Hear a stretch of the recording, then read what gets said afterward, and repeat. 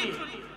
আম্মা জান খাদিজাতুল কুবরা রাদিয়াল্লাহু আনহা, যিনি তাহেরা তাইয়্যিবা, ওনার মহান চরিত্র নিয়ে যারা বাজে কথা বলবে, মনে রাখবেন তাদের জন্মে অবশ্যই ভেজাল আছে।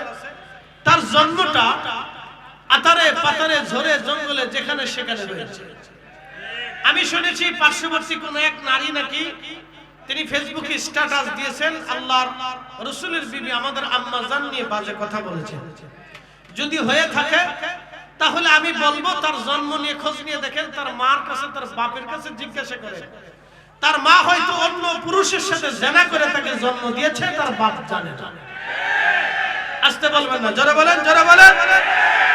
তার মাকে খোঁজ নিয়ে দেখেন, তার মাকে রিমান্ডে নিয়ে দেখেন, তার মাকে জিজ্ঞাসা করে দেখেন আপনি মেয়ের জন্ম দেওয়ার আগে কোন পুরুষের সাথে শয্যাশায়ী ছিলেন?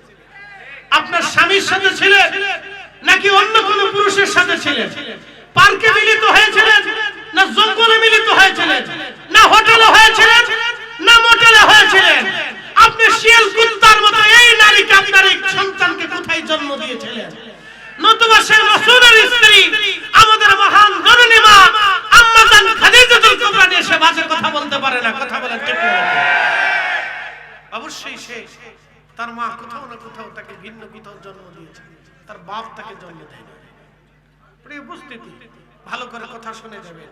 বলেন প্রতিনিয়ত 5 লক্ষ শিশুর সাথে এ দেশ বেঈমানি করতেছে। 5 লক্ষ শিশুর সাথে প্রতিদিন এদেশের জাতিসত্তা তাদের সাথে জুলুম করতেছে। ওরা ঠান্ডার ভিতর ঘুমায়, ওরা না খেয়ে থাকে। আমাদের দেশের রাজনীতিবিদেরা আজ পর্যন্ত কোন পার্লামেন্টের সামনে দাঁড়ায় বলে নাই যে এই 5 লক্ষ শিশুর নিরাপত্তা আগে দিতে হবে।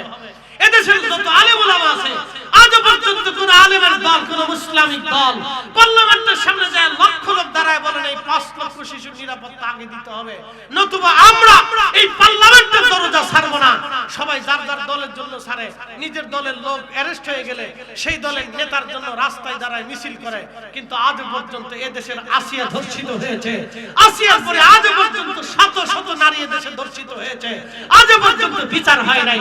তাদের জন্য আজ পর্যন্ত আমরা কেউ রাস্তায় দাঁড়াইতে পারি নাই। কথা বলেন না কেন? ঠিক না? বলবেন হুজুর এই ওয়াজ করার জন্য আপনি আসছেন? হ্যাঁ, এটার জন্য আমি আসছি। শাহজালাল রাহমাতুল্লাহ আলাইহি এটাকে দাফন করার জন্য এসেছিলেন। সিফা সালাম নাসিরউদ্দিন রাহমাতুল্লাহ আলাইহি তলোয়ার ধরেছিলেন জালিমকে হত্যা করার জন্য, জুলুমকে ধ্বংস করার জন্য। এই কথা বলেন না কেন? জোরে বলেন। তাকে ধ্বংস করার জন্য না এসেছিলেন। ওলিরা এমনি আসেনি। ওলিরা মনে করছেন মিঠা মিঠা মিঠা মিঠা জিকির করানোর জন্য ওলিরা এসেছিল। না না, শুধু মিঠা মিঠা জিকিরের জন্য ওলিরা আসে নাই। ওলিরা শুধু মিঠা মিঠা সিন্নি আর তাবারুক খাওয়ার জন্য ওলিরা দেশে আসে নাই। ওলিরা এসেছিলেন জালিমকে ধ্বংস করার জন্য, জুলুমকে মাটির নিচে পুঁতিয়ে ফেলার জন্য। কিন্তু দুর্ভাগ্য, আপনারা ওলিদের আসার কারণটাই বুঝতে পারলেন না। ওলিদের আসার কারণটাই বুঝতে পারলেন না যে ওলিরা কেন এসেছিলেন। বুঝতে পারছেন কেন এসেছিলেন? এই কারণটাই বুঝতে পারছেন। প্রিয় উপস্থিতি হাজিরিন, অনেকগুলি কথা আপনাদের সামনে বলে ফেললাম, ভালো করে বুঝে যাবেন আপনারা। আমার দেশে কোনো সমস্যা নাই, আমার দেশের একটা সমস্যা, সেটার নাম দুর্নীতি। এই দুর্নীতি যদি মাটির নিচে আমরা দাফন করতে পারতাম, এই দুর্নীতি যদি কবর দিয়ে একবারে কবরের মতো পুঁতে এরপরে সরিষা ছিটাইয়া পানি ঢেলে যদি আমরা আসতে পারতাম, তাহলে আমার দেশ সামনের দেশ হতো। আমার দেশ থেকে মাত্র 6 বছর আগে স্বাধীন হলো মালয়েশিয়া। আজকে দেখেন তারা পৃথিবীর সাথে চ্যালেঞ্জ দেয়। এত বড় উন্নত একটা দেশ, যাদের দেশে গেলে আমাদের দেশের মানুষেরা সেই দেশে চাকরি করে। হবিগঞ্জবাসী ভালো করে শুনে যাবেন, বুঝে যাওয়াটা অত্যন্ত জরুরি। আমি কাজের কথা আপনাদের সামনে উপস্থাপন করলাম। ভাই আমার দেশে কোনো সমস্যা নাই, সমস্যা একটা, দুর্নীতি। এই দুর্নীতিকে যদি কবর দিতে পারেন, আল্লাহর কসম করে বলি, আমাদের চরিত্র যদি চেঞ্জ করতে পারেন, তাহলে অবশ্যই এদেশ সুন্দর হয়ে যাবে। কারণ এদেশে খনিজ সম্পদের কোনো অভাব নাই। পুরা সিলেট ডিভিশনটা খনিজ সম্পদের উপরে ভাসমান আছে। শুধু সিলেট না, চট্টগ্রাম এবং সিলেট দুইটা ডিভিশন খনিজ সম্পদের উপরে ভেসে আছে। উত্তরবঙ্গের মাটির নিচে পাথর এবং কয়লার উপরে উত্তরবঙ্গ ভেসে আছে। পুরো উত্তরবঙ্গের মাটির নিচে পাথর, পুরা নর্থ বেঙ্গলের মাটির নিচে কয়লা, ভরা, আপনি শুনলে গা শিউরে উঠবে। পুরা দেশটাই খনিজ সম্পদের উপর ভাসতেছে আমার এই দেশে। এদেশের মাটি খনিজ সম্পদ। একটা বিচি ফেলাইলে এদেশের মাটিতে 50 বছর পানি না দিলেও বিচিতে গাছ ধরতে থাকে, গাছে ফল ধরতে থাকে। এদেশের প্রত্যেকটা মানুষ সম্পদ। বলে কারণ কি? এরা যদি মালয়েশিয়া যায় কঠিন পরিশ্রম করতে পারে, সৌদি আরবের প্রচন্ড গরমের ভিতরে 45 ডিগ্রি সেলসিয়াস তাপমাত্রার ভিতরে আমার দেশের যুবক যদি যায় দেশে পরিশ্রম করে টাকা রুজি করতে পারে, তাহলে আমার দেশের ছেলে 45 ডিগ্রি সেলসিয়াস তাপমাত্রার ভিতরে দাঁড়িয়ে পরিশ্রম করে টাকা রুজি করতে পারবে। কথা বলেন না কেন? ঠিক না বেঠিক? আমার দেশের প্রত্যেকটা জনগণ সম্পদ, কিন্তু এই জনগণকে সম্পদ বানানো হয় নাই, জনগণকে বোঝা বানানো হয়েছে। কারা বানিয়েছে? দুর্নীতিগ্রস্তরা বানিয়েছে। যারা দুর্নীতি করে এদেশের কোটি কোটি টাকা সুইস ব্যাংক আর বেগম পাড়ায় পাচার করে, ওরা আমাদেরকে অভাবী বানিয়ে রেখেছে, গরিব বানিয়ে রেখেছে, ভিখারি বানিয়ে রেখেছে, মিসকিন বানিয়ে রেখেছে। এই কথা বলেন না কেন? ওরা আমাদেরকে মিসকিন ভিখারি বানিয়ে রেখেছে। বাংলাদেশের কোন মসজিদের ইমামের বেতন নাই। মালয়েশিয়াতে যা দেখেন, একটা মসজিদের অন্তত 10টা ইমাম আছে, 10 জন ইমামের বিমাম রাষ্ট্র থেকে আসতেছে, তা হায়ার। মানে আপনাকে কি বলবো, ওই যে আমরা যে দুনিয়া ভরে চিল্লেছি, যে চিল্লে কথা গলা ফাটে, আমাদের দেশের ইমামের বেতন কত? 5000, সর্বোচ্চ 10,000। সেই 10,000 ইমামের বেতন, ওর চাকরি পাই তোর জান শেষ হয়ে গেছে। ওর বাপ দেখছে, মা দেখছে, 14 গোষ্ঠী দেখছে, তার কণ্ঠ দেখছে, চেহারা দেখছে, পোশাক আশাক দেখছে, তার আচার ব্যবহার দেখছে, বিয়ে শাদী করছে কিনা, বাচ্চা কাচ্চা আছে কিনা, বাড়ি কোন জায়গায়, সব দেখছে। মুসল্লি 36 জনের ভিতরে 32 জনে পছন্দ করছে কিনা, 2 জন না কইল কিনা, সবাই যদি কয় হ্যাঁ হুজুর পছন্দ হয়েছে, তাইলে 10,000 টাকার বেতনের চাকরি হয়। কালেমা তুহিদ আরশে লেখা, বামেতে মুহাম্মদ আকা, হাবিবের পাশে হাবিব বসা, কালেমাতে আসে ফমান বালাগাল উলা বিকামালিহি কাশাফাত তুজা বিজামালিহি হাসানাত জামিউ খুসালিহি সাল্লু আলাইহি ওয়া আলিহি। লা ইলাহা জোরে লা ইলাহা, ও লা ইলাহা হাসবি রাব্বি জাল্লাল্লাহ, মা ফি কলবি গায়রুল আহাদুর মুহাম্মদ, পড়ি লা ইলাহা ইল্লাল্লাহ, লা ইলাহা, জবান খুলে আল্লাহ আল্লাহ আল্লাহ আল্লাহ আল্লাহ আল্লাহ আল্লাহ আল্লাহ আল্লাহ আল্লাহ আল্লাহ। আখেরাতে পার হবি তুই ফুলসিরাতের ফুল আল্লাহ, আখেরাতে পার হবি তুই ফুলসিরাতের ফুল আল্লাহ।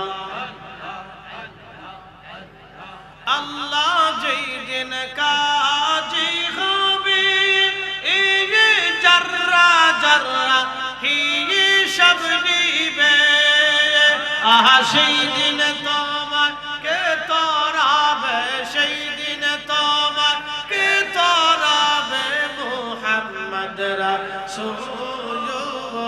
আখিরাতে পার হবি তুই ফুলসিরাতের ফুল আল্লাহ আল্লাহ।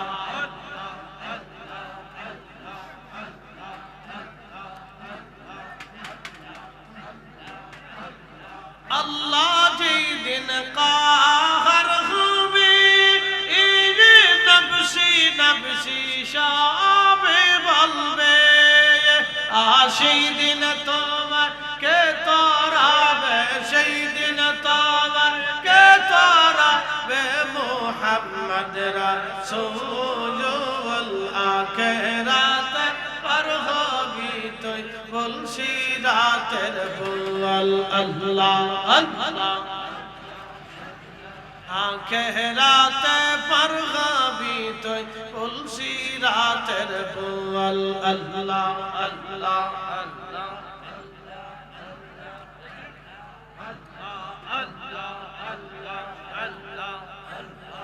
لا إله إلا الله محمد رسول الله صلى الله عليه وسلم শায়েস্তাগঞ্জ পুরান বাজার আহলে সুন্নাত ওয়াল জামাতের উদ্যোগে তাফসীরুল কুরআন মাহফিল 50তম সুন্নি মহাসম্মেলনের সম্মানিত সভাপতি হযরত মাওলানা শাহাবুদ্দিন সাহেব, দেওয়ান সৈয়দ আকিকুর রেজা সাহেব, সম্মানিত সহ সভাপতি বৃন্দ, সম্মানিত অতিথিবৃন্দ, সম্মানিত উলামা ইকরাম, প্রধান মেহমান মাওলানা ডক্টর মোহাম্মদ ইমদাদুল হক সাহেব, সহযোগী অধ্যাপক পলিটিক্যাল স্টাডিজ বিভাগ, শাহজালাল বিজ্ঞান ও প্রযুক্তি বিশ্ববিদ্যালয়। আজকের প্রধান অতিথি, আমার আগে যিনি অত্যন্ত চমৎকার সুন্দর করে আপনাদের সামনে তাকরীর করেছেন, বিশিষ্ট ইসলামিক চিন্তাবিদ হযরতুল আল্লামা মাওলানা পীর মুফতি গিয়াসউদ্দিন আত-তাহির সাহেব, ফয়েজিয়া দরবার শরীফ ব্রাহ্মণবাড়িয়া। প্রধান বক্তা মাওলানা মুফতি বদরুল রেজা সেলিম সাহেব সহ সকল সম্মানিত আলোচক বৃন্দ, এখানে উপস্থিত অনেক উলামা ইকরাম, উপস্থিত হাজিরিন। আমার বিষয় হচ্ছে শানে আউলিয়া। আমার সামনে মহাপবিত্র কোরআনুল কারীম আপনাদের সামনে এখানে আছে। বলেন, আপনাদেরকে বলি, সামনে নির্বাচন আসতেছে, এই নির্বাচনে আপনারা ক্যান্ডিডেট প্রার্থী নির্বাচিত করবেন। আপনারা ভোট যাকে খুশি তাকে দিবেন, বুঝে সুঝে আপনারা দিবেন, সেটা আপনাদের ইচ্ছা। ভালো করে বুঝেন, এমপি নির্বাচিত হয় ভোটের মাধ্যমে, প্রধানমন্ত্রী, রাষ্ট্রপতি, পার্লামেন্ট নির্বাচিত হয় ভোটের মাধ্যমে। বলেন, ওলি আল্লাহ নির্বাচন কি ভোটের মাধ্যমে হয়? একসাথে বলেন, ভোটের মাধ্যমে হয়। ওলি নির্বাচিত হয় কার মাধ্যমে? আল্লাহ কর্তৃক ওলি নির্বাচিত হয়। আপনাদেরকে একটা তথ্য শোনাই। বাংলাদেশের স্বাধীনতা, বাংলাদেশের জন্ম 1971, তার আগে ছিল ব্রিটিশ পাকিস্তান, তার আগে ছিল ব্রিটিশ, তার আগে আমরা নবাবীদের অধীনে, তার আগে মুঘলদের অধীনে, তার আগে সুলতানদের অধীনে, তার আগে হিন্দু রাজাদের অধীনে ছিল। বাংলাদেশ স্বাধীন হয়েছে 1971-এ। এর আগে আমরা পাকিস্তানের নিয়ন্ত্রণে, তার আগে ব্রিটিশদের নিয়ন্ত্রণে, তার আগে নবাবীদের নিয়ন্ত্রণে, তার আগে মুঘলদের নিয়ন্ত্রণে, তার আগে সালতানাতদের নিয়ন্ত্রণে। আচ্ছা বলেন, সালতানাত চলে গেছে, খাজা বাবা আজমিরি এখনো আছে, হযরতে মুজাদ্দিদ আল ফিসানি সেরহিন্দি এখনো আছে, মুঘলরা চলে গেছে, খাজা বাবা আজমিরি চিশতি এখনো আছে, গৌস বকর কাদেরি এখনো আছে, নবাবীরা চলে গেল, কাদেরিয়া, চিশতিয়া, নকশবন্দি এখনো আছে। এরপরে ব্রিটিশরা চলে গেল, কাদেরিয়া, চিশতিয়া, নকশবন্দি এখনো আছে। এরপরে বাংলাদেশ আমল পাকিস্তান পিরিয়ড চলে গেল, কাদেরিয়া, চিশতিয়া, নকশবন্দি এখনো আছে। এরপরে বাংলাদেশ আসলো, কাদেরিয়া, চিশতিয়া, নকশবন্দি এখনো আছে। আগামীতে যদি কমিউনিস্টরাও বাংলাদেশ দখল করে মুসলমানদের মাদ্রাসা মসজিদ তালা মেরেও যদি দেয়, তাহলে মনে রাখবেন কাদেরিয়া, চিশতিয়া, নকশবন্দিয়া থাকবে। আল্লাহ তার ওলিদের মাধ্যমে আল্লাহর জমিনে দ্বীন প্রতিষ্ঠিত করবে। কথা বলেন ঠিক না বেঠিক? আগে ওলি ছিল, এখনো ওলি আছে, আগামীতেও ওলিরা, কথা বলেন, আগামীতেও ওলিরা টিকে থাকবে। ওলিরা কেন টিকবে? আল্লাহর কোরআন আল্লাহ ওয়াজ করছে, আলা ইন্না আউলিয়া আল্লাহি লা খাউফুন আলাইহিম ওয়া লা হুম ইয়াহজানুন।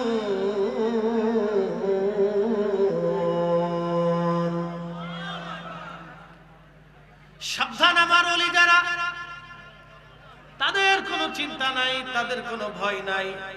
লা খাউফুন, তারা ভয় পাবে না, ওয়ালা হুম ইয়াহজানুন, তারা চিন্তিত হবে না, পেরেশানি হবে না, কারণ তারা আমার ওলি। বাংলাদেশের গণতান্ত্রিক পদ্ধতিতে আপনারা এমপি ক্যান্ডিডেট নির্বাচন করেন, মন্ত্রী হয়, প্রধানমন্ত্রী হয়, রাষ্ট্রপতি হয়, স্বরাষ্ট্রমন্ত্রী হয়, অর্থমন্ত্রী হয়, শিক্ষামন্ত্রী হয় এবং কৃষি মন্ত্রী হয়, বিভিন্ন বিষয়ের উপর মন্ত্রিত্ব আছে। বন্ধু আমার, নির্বাচনের মাধ্যমে এই দল সেই দল ক্ষমতায় আসে, কিন্তু ওলিরা নির্বাচিত হয় আল্লাহ কর্তৃক। আল্লাহর মাধ্যম দিয়ে ওলিরা নির্বাচিত হয়, ওলিরা আল্লাহ কর্তৃক নির্বাচিত হয়। ওলিরা দুনিয়াতে আল্লাহর দরবারে আমল করে, খুশি করে, আল্লাহকে খুশি করে তারা ওলি হয়। তার বাস্তব প্রমাণ আল্লাহর পরবর্তী আয়াতে আল্লাহ দিয়েছেন, আল্লাযীনা আমানু, নিশ্চয়ই যারা, রব্বুল আলামিন বলতেছেন আল্লাযীনা আমানু, যারা ঈমান এনেছে, ঈমান খারিজি, রাফিজি, শিয়া, মুতাজিলা, জুবারিয়া, এরপরে কদারিয়া, কাদেরিয়া না কদারিয়া, কদারিয়ারা তাকদীর বিশ্বাস করত। শিয়া যারা, তারা আহলে বাইতে রাসূলকে মহব্বত করতে যাইয়া সাহাবীদেরকে যারা গালি দেয়, বিশেষ করে হযরত আবু বকর, ওমর, ওসমান এবং আম্মা জান আয়েশা সিদ্দিকাকে যারা গালি দেয়, তারা হচ্ছে মারাত্মক শিয়া। খুব মনোযোগ দিবেন। এবং যারা আমাদের পৃথিবীতে আছে রাফিজি, এরপরে আছে মুতাজিলা। মুতাজিলারা বলে আল্লাহ খাওয়ায়, আল্লাহ পড়ায়, আল্লাহ করায়, আল্লাহ সবকিছু করায়, অতএব আমি যে গুনাহ করি সেটা আল্লাহ করায়। এই মুতাজিলা আকীদা। আরেকটা আছে কদারিয়া।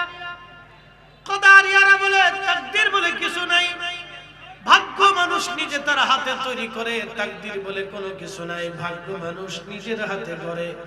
কিন্তু না না, ভাগ্য মানুষ নিজের হাতে করে না। এইখানে এই সময় আমি বলবো, এটা আমার সৃষ্টি করার 50,000 বছর আগে আল্লাহ লিখে রাখছে। ভাগ্য যদি মানুষের হাতে থাকতো তাহলে কোনো মানুষ দুনিয়া থেকে মারা যাইতো না, সব মানুষ পৃথিবীতে বেঁচে থাকতো। ভাগ্য আমাদের হাতে নেই।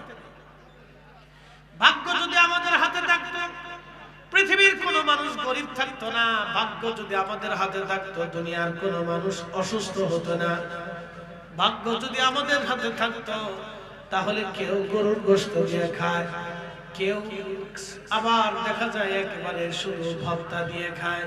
ভাগ্য যদি মানুষের হাতে থাকতো তাহলে মানুষ প্রতিদিন নিজের ভাগ্য নিজে তৈরি করতে পারত। কদারিয়ারা বলে ভাগ্য আমাদের হাতে, আল্লাহর হাতে কোনো ভাগ্য নাই। রব্বুল আলামিনের রাসূল আমাদেরকে বলেন, আমার উম্মতেরা, মানব সৃষ্টি করার 50,000 বছর আগে আল্লাহ তকদীর সৃষ্টি করেছেন।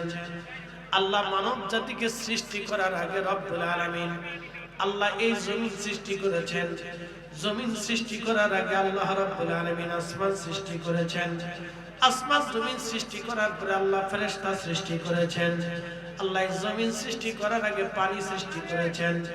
লৌহ কলম আল্লাহ সৃষ্টি করেছেন। আল্লাহ আরশে আল্লাহ সৃষ্টি করেছেন। কুরসি সৃষ্টি করেছেন। আল্লাহ কলম সৃষ্টি করার পরে কলমকে রব্বুল আলামিন বলেন, কলম তুমি লেখো। কলম ডাক দিয়ে বলল, রব্বুল আলামিন আমি কি লিখবো? আল্লাহ জবাব দিলেন, উকুতুব মাকাদিরাল খাল, তুমি সৃষ্টির তকদীর লেখো। এই এই বাচ্চারা বসো বসো বসো বসো বসো বসো বসে, আলোচনা করবেন না, বসে আলোচনা গভীর দিয়ে শুনে। কদারিয়া যারা, তারা বলে তকদীর বলে কিছু নেই।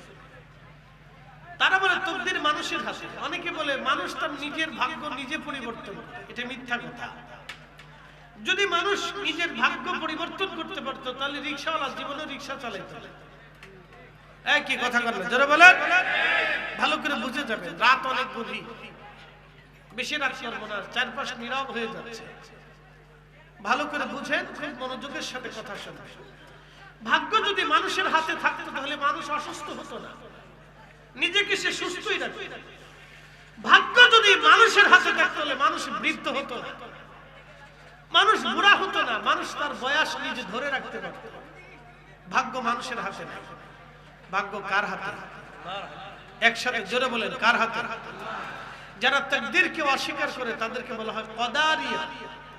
কাদেরিয়া একটা তরিকার নাম, আর কদারিয়া হচ্ছে একটা বাতিল ফিরকার নাম। কদারিয়া যারা, তারা তাকদীরকে অস্বীকার করে। এই মাইক আরেকটু ইকো কমাই দাও, ইকো কমাই দিয়ে সাউন্ডটা একবার লেভেল করে। বেশি ইকো দিলে আমার হয় না, ঠিক আছে? আমার আগে তাহিরি ভাই বলছেন ওনারটা আমার ইকো ঠিক আছে, উনি ইকোর সাথে সম্পৃক্ত। আমি আমার ইকো একটু সারা, বেশি ইকো হইলে আমি আবার ওয়াজ করতে পারি না। এক একজনের কন্টেন্ট ধাঁচ তো ভিন্ন ভিন্ন, তাই না? আমার ভাইয়ের কন্টেন্ট ধাঁচ একরকম, আমার কন্টেন্ট ধাঁচ আর একরকম। শুনে যান, আমি আপনাদের নিয়ে কিছু মূল্যবান কথা বলতাম। দয়া করে তাবারক নিয়ে খিচুড়ি নিয়ে পারাপারি করবেন না। সবাই নির্দিষ্ট জায়গা আছে, বসে বসে। সবাই নির্দিষ্ট জায়গা আছে, বসে বসে। ভালো করে কথা শুনে যান। ভাগ্য মানুষের হাতে নাই, ভাগ্য আল্লাহর হাতে। একসাথে বলেন, কার হাতে? যদি মানুষের হাতে ভাগ্য থাকতো তাহলে মানুষ অসুস্থ হতো। যদি মানুষের হাতে ভাগ্য থাকতো তাহলে মানুষ সবাই প্রধানমন্ত্রী হতে চাইত, কেউ রাষ্ট্রপতি হতে চেত না, রাষ্ট্রপতি হতে চাইতো সবাই, কেউ ভিখারি হতো না।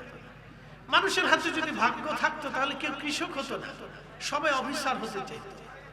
অতএব মানুষের হাতে কোনো ভাগ্য নাই, ভাগ্য রবের হাতে। তাও কখন সৃষ্টি করেছেন এই ভাগ্যকে?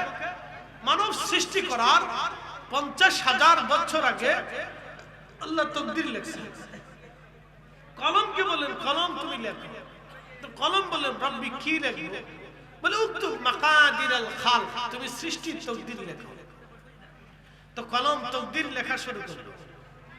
আপনার বাড়ির যে বিড়াল আছে, এই বিড়াল কোন বেলায় কোন মাছ দিয়ে না গরুর গোশত দিয়ে খাবে, সেটাও কলম লেখলো। তার বাচ্চা কয়টা হবে, কখন বেঁচে থাকবে, কোন জায়গা থাকবে, কোন জায়গা ঘুরবে, কি অবস্থায় থাকবে, তাও কলম লেখলো। আপনার বাড়ির পুকুরের ভাগ্য কলম লেখলো। আপনার পুকুরের মাছের ভাগ্য আল্লাহ লেখলেন। এই গাছের ভাগ্যটাও আল্লাহ লেখলেন, কয়টা ফল হবে, কি হবে না হবে আল্লাহ লেখলেন। আমরা এখানে দাঁড়াবো, এটাও আল্লাহ লেখছে। কে মুসলমান হবে সেটাও আল্লাহ লেখছে, কে কাফের হবে সেটাও আল্লাহ লেখলেন, কে নাস্তিক হয়ে যাবে আল্লাহ সেটাও লেখলেন। প্রিয় উপস্থিতি, আমাদের দেশে অনেকে ইসলাম না বুঝে, রাসূলের জীবন চরিত্র না জেনে আমার রাসূল সম্পর্কে বাজে কথা বলে। আছে না ভাই? মনে রাখবেন, সাহাবী রাসূল নিয়ে, আম্মা জানদেরকে নিয়ে, আল্লাহ রাসূলের মহান চরিত্র নিয়ে যারা বাজে কথা বলবে, আপনি খোঁজ নিয়ে দেখেন তার জন্মটা আতারে পাতারে ঝরে জঙ্গলে শিয়াল আর কুত্তার মতো হয়েছে। আস্তে বললেও ঠিক, জোরে বললেও ঠিক, না বললেও ঠিক। আল্লাহর কোরআনের একটা অক্ষর আজ পর্যন্ত কেউ মিথ্যা প্রমাণ করতে পারে না। এই কোরআনে আল্লাহ যা বলেছেন, কথা বলেন, এটাই ঠিক। যারা রাসূল করিমের পবিত্র চরিত্র নিয়ে, আম্মা জান খাদিজাতুল কুবরা রাদিয়াল্লাহু আনহা, যিনি তাহেরা তাইয়্যিবা, ওনার মহান চরিত্র নিয়ে যারা বাজে কথা বলবে, মনে রাখবেন তাদের জন্মে অবশ্যই ভেজাল আছে। তার জন্মটা আতারে পাতারে ঝরে জঙ্গলে যেখানে সেখানে হয়েছে। আমি শুনেছি পার্শ্ববর্তী কোন এক নারী নাকি তিনি ফেসবুকে স্ট্যাটাস দিয়েছেন, আল্লাহর রাসূলের বিবি আমাদের আম্মা জান নিয়ে বাজে কথা বলেছেন। যদি হয়ে থাকে তাহলে আমি বলবো তার জন্ম নিয়ে খোঁজ নিয়ে দেখেন, তার মার কাছে, তার বাপের কাছে জিজ্ঞাসা করেন। তার মা হয়তো অন্য পুরুষের সাথে জিনা করে তাকে জন্ম দিয়েছে, তার বাপ জানে না। আসতে বলবেন না, জোরে বলেন, জোরে বলেন। তার মাকে খোঁজ নিয়ে দেখেন, তার মাকে রিমান্ডে নিয়ে দেখেন, তার মাকে জিজ্ঞাসা করে দেখেন আপনি মেয়ের জন্ম দেওয়ার আগে কোন পুরুষের সাথে শয্যাশায়ী ছিলেন? আপনার স্বামীর সাথে ছিলেন নাকি অন্য কোন পুরুষের সাথে ছিলেন? পার্কে মিলিত হয়েছিলেন না জঙ্গলে মিলিত হয়েছিলেন, না হোটেলে হয়েছিলেন না মোটেলে হয়েছিলেন? আপনি শিয়াল কুত্তার মতো এই নারীকে, আপনার এই সন্তানকে কোথায় জন্ম দিয়েছিলেন? নতুবা সে রাসূলের স্ত্রী, আমাদের মহান জননী মা আম্মা জান খাদিজাতুল কুবরা নিয়ে সে বাজে কথা বলতে পারে না। কথা বলেন ঠিক না? অবশ্যই সে, তার মা কোথাও না কোথাও তাকে ভিন্ন কোথাও জন্ম দিয়েছে, তার বাপ তাকে জন্ম দেয়নি। প্রিয় উপস্থিতি, ভালো করে কথা শুনে যাবে। আমি আগে বলেছি তাকদীর আল্লাহ লেখে। তাকদীর কে লেখে? একসাথে বলেন, কে লেখে? আল্লাহ তাকদীর লেখে। দুনিয়ার কেউ তাকদীর লেখে না, আল্লাহ তাকদীর লেখে। তাকদীর আমরা লিখি না, আমাদের ভাগ্য আমাদের হাতে নেই, এটা আল্লাহর হাতে। শুনে যাবেন, ভালো করে শুনে যাবেন। ওলি নির্বাচিত হয় আল্লাহর পক্ষ থেকে। ওলি গাছে ধরে না, ওলি রাস্তায় পাওয়া যায় না, ওলি যেখানে সেখানে হয় না। ওলি আল্লাহর কোরআনে রাসূলের জিন্দেগির উপরে ফলো করে ওলি তৈরি হয়। ওলি তৈরি হওয়ার জন্য একটা ক্লাস আছে। আজকের এই সুন্দর ডেকোরেশন আপনারা দেখতেছেন, এটা তৈরি করার জন্য যদি আমাকে বলে তাহলে আমি পারবো না। এটা তৈরি করার জন্য যদি সভাপতিকে বলেন যে আপনি এটা ডেকোরেশন তৈরি করে দেন, সেও পারবে না। বলে কারণ কি? এই বিদ্যা তার না। একজন ডাক্তারকে যদি বলেন আপনি মাদ্রাসায় বুখারী শরীফ পড়ান, তো ডাক্তার পারবে না। কারণ বুখারী শরীফ পড়াইতে হলে তাকে উলুমুল বালাগাত, মানতিক, ফাসাহাত, মিজান, সরফ, নাহু এবং এগুলি শিখে বুঝে অর্থের ভাব, কোন অর্থ কোন জায়গায় খাটবে, টোটাল আরবের গ্রামারের উপরে তার দক্ষতা নিয়ে আরবির উপরে বিশেষ জ্ঞান পারদর্শী হয়ে তাকে বুখারী শরীফ পড়ানো শিখতে হয়। তারপরও একজন উস্তাদের শরণাপন্ন হয়ে বুখারী কিভাবে পড়াইতে হয়, কিভাবে দর্শ দিতে হয়, হাদিসের দর্শ কিভাবে দিতে হয়, সেখান থেকে শিখতে হবে। একজন মুফতি যিনি মুফতি হন, তার ফিকহের ক্লাস করতে হয়। একজন মুফাসসির যখন মুফাসসির হন, তার তাফসীরের ক্লাস করতে হয়। একজন ডাক্তার যখন ডাক্তার হন, তাকে ডাক্তারি বিদ্যার উপরে তাকে ক্লাস করতে হয়। ডাক্তারের শরণাপন্ন হয়ে প্র্যাকটিক্যাল, থিওরিক্যাল তাকে ওই ক্লাসের উপরে প্র্যাকটিক্যাল ভাবে তাদেরকে চিকিৎসা বিদ্যা শেখানো হয়। প্র্যাকটিক্যাল ছাড়া কেউ পারে না, অবশ্যই তাকে প্র্যাকটিক্যাল শেখানো হয়। তো যিনি ইঞ্জিনিয়ার হন, তাকেও প্র্যাকটিক্যাল শেখানো হয়। যিনি ড্রাইভার হন, তাকে একজন ড্রাইভারের শরণাপন্ন হয়ে প্র্যাকটিক্যাল ভাবে এই বিদ্যা শিখতে হয়। তো প্রত্যেকটা বিদ্যারই একটা সূত্র আছে, প্রত্যেক বিদ্যার ভিন্ন ভিন্ন ভিন্ন ভিন্ন সূত্র আছে। এই ক্যামেরা যারা তৈরি করছে বা ক্যামেরা যারা চালায়, আমাদের ওয়াজ যারা এডিটিং করে, এই এডিটিং এর জন্য আলাদা একটা বিদ্যা আছে, সূত্র আছে। আমাকে বললে আমি পাবো না, যারা সবসময় করে ওরা জানে। ফেসবুকের একটা সূত্র আছে, ইউটিউবের আরেক সূত্র আছে। তো হোমিওপ্যাথিক চিকিৎসার একটা সূত্র আছে, অ্যালোপ্যাথিক আর একটা চিকিৎসার সূত্র আছে, ইউনানি চিকিৎসার আরেক সূত্র আছে। রোগ কিন্তু একটা, জ্বর। এই একই জ্বরের অ্যালোপ্যাথিক এক ওষুধ, হোমিও আরেক ওষুধ, ইউনানি আরেক ওষুধ, কিন্তু জ্বরের রোগ সেরে যাচ্ছে। সেই ভিন্ন ভিন্ন ওষুধ খাওয়াতে জ্বর সেরে যাচ্ছে, কিন্তু সূত্র ভিন্ন, খাওয়ার পদ্ধতি ভিন্ন, সময়ও ভিন্ন, কিন্তু সূত্র আলাদা। ভালো করে বুঝবেন, ওলি কিন্তু এমনি তৈরি হয় না, ওলি একটা সূত্রে এসে তৈরি হয়। এটার নাম তাসাউফ। এই ক্লাস ওলিকে করতে হয় দীর্ঘদিন করার পরে, তারপরে মানুষ ওলি হয়। এক আর দুই দিনে ওলি হয় না। রব্বুল আলামিন পরীক্ষা নিরীক্ষা করে তাকে ওলি হিসেবে কবুল করে আল্লাহর দরজায় মকবুল করে নেয়। ওলি এমনি হয় না। তার প্রথম শর্ত আল্লাহ দিয়েছেন, আল্লাযীনা আমানু, যারা ঈমানে আহলে সুন্নাত ওয়াল জামাত হবে, আকাইদে আহলে সুন্নাত ওয়াল জামাত হবে। মনে রাখবেন, জেনে রাখবেন, বুঝে রাখবেন, কোন মা ওলির জন্ম দিতে পারে না, কোন বাবা ওলির জন্ম দিতে পারে না। আকাইদে আহলে সুন্নাত ওয়াল জামাত ছাড়া কোন মা ওলির জন্ম দিতে পারে না, কোন বাবাও সন্তান পয়দা করতে পারে না আকাইদে আহলে সুন্নাত ওয়াল জামাত ছাড়া। এই আকীদা ছাড়া কোন মা ওলির জন্ম দিতে পারে না। এই আকীদা ছাড়া কেউ ওলি হতে পারে না। কেউ যদি বলে আমি ভিন্ন আকীদায় ওলি হব, এটা ডাহা, মিথ্যা কথা। তাহলে আল্লাহর কোরআন মিথ্যা হবে। আপনি ঠিক বললেও ঠিক, না ঠিক বললেও ঠিক, আল্লাহর কোরআনে যেটা আছে ওটাই ঠিক। বুঝতে পারছেন?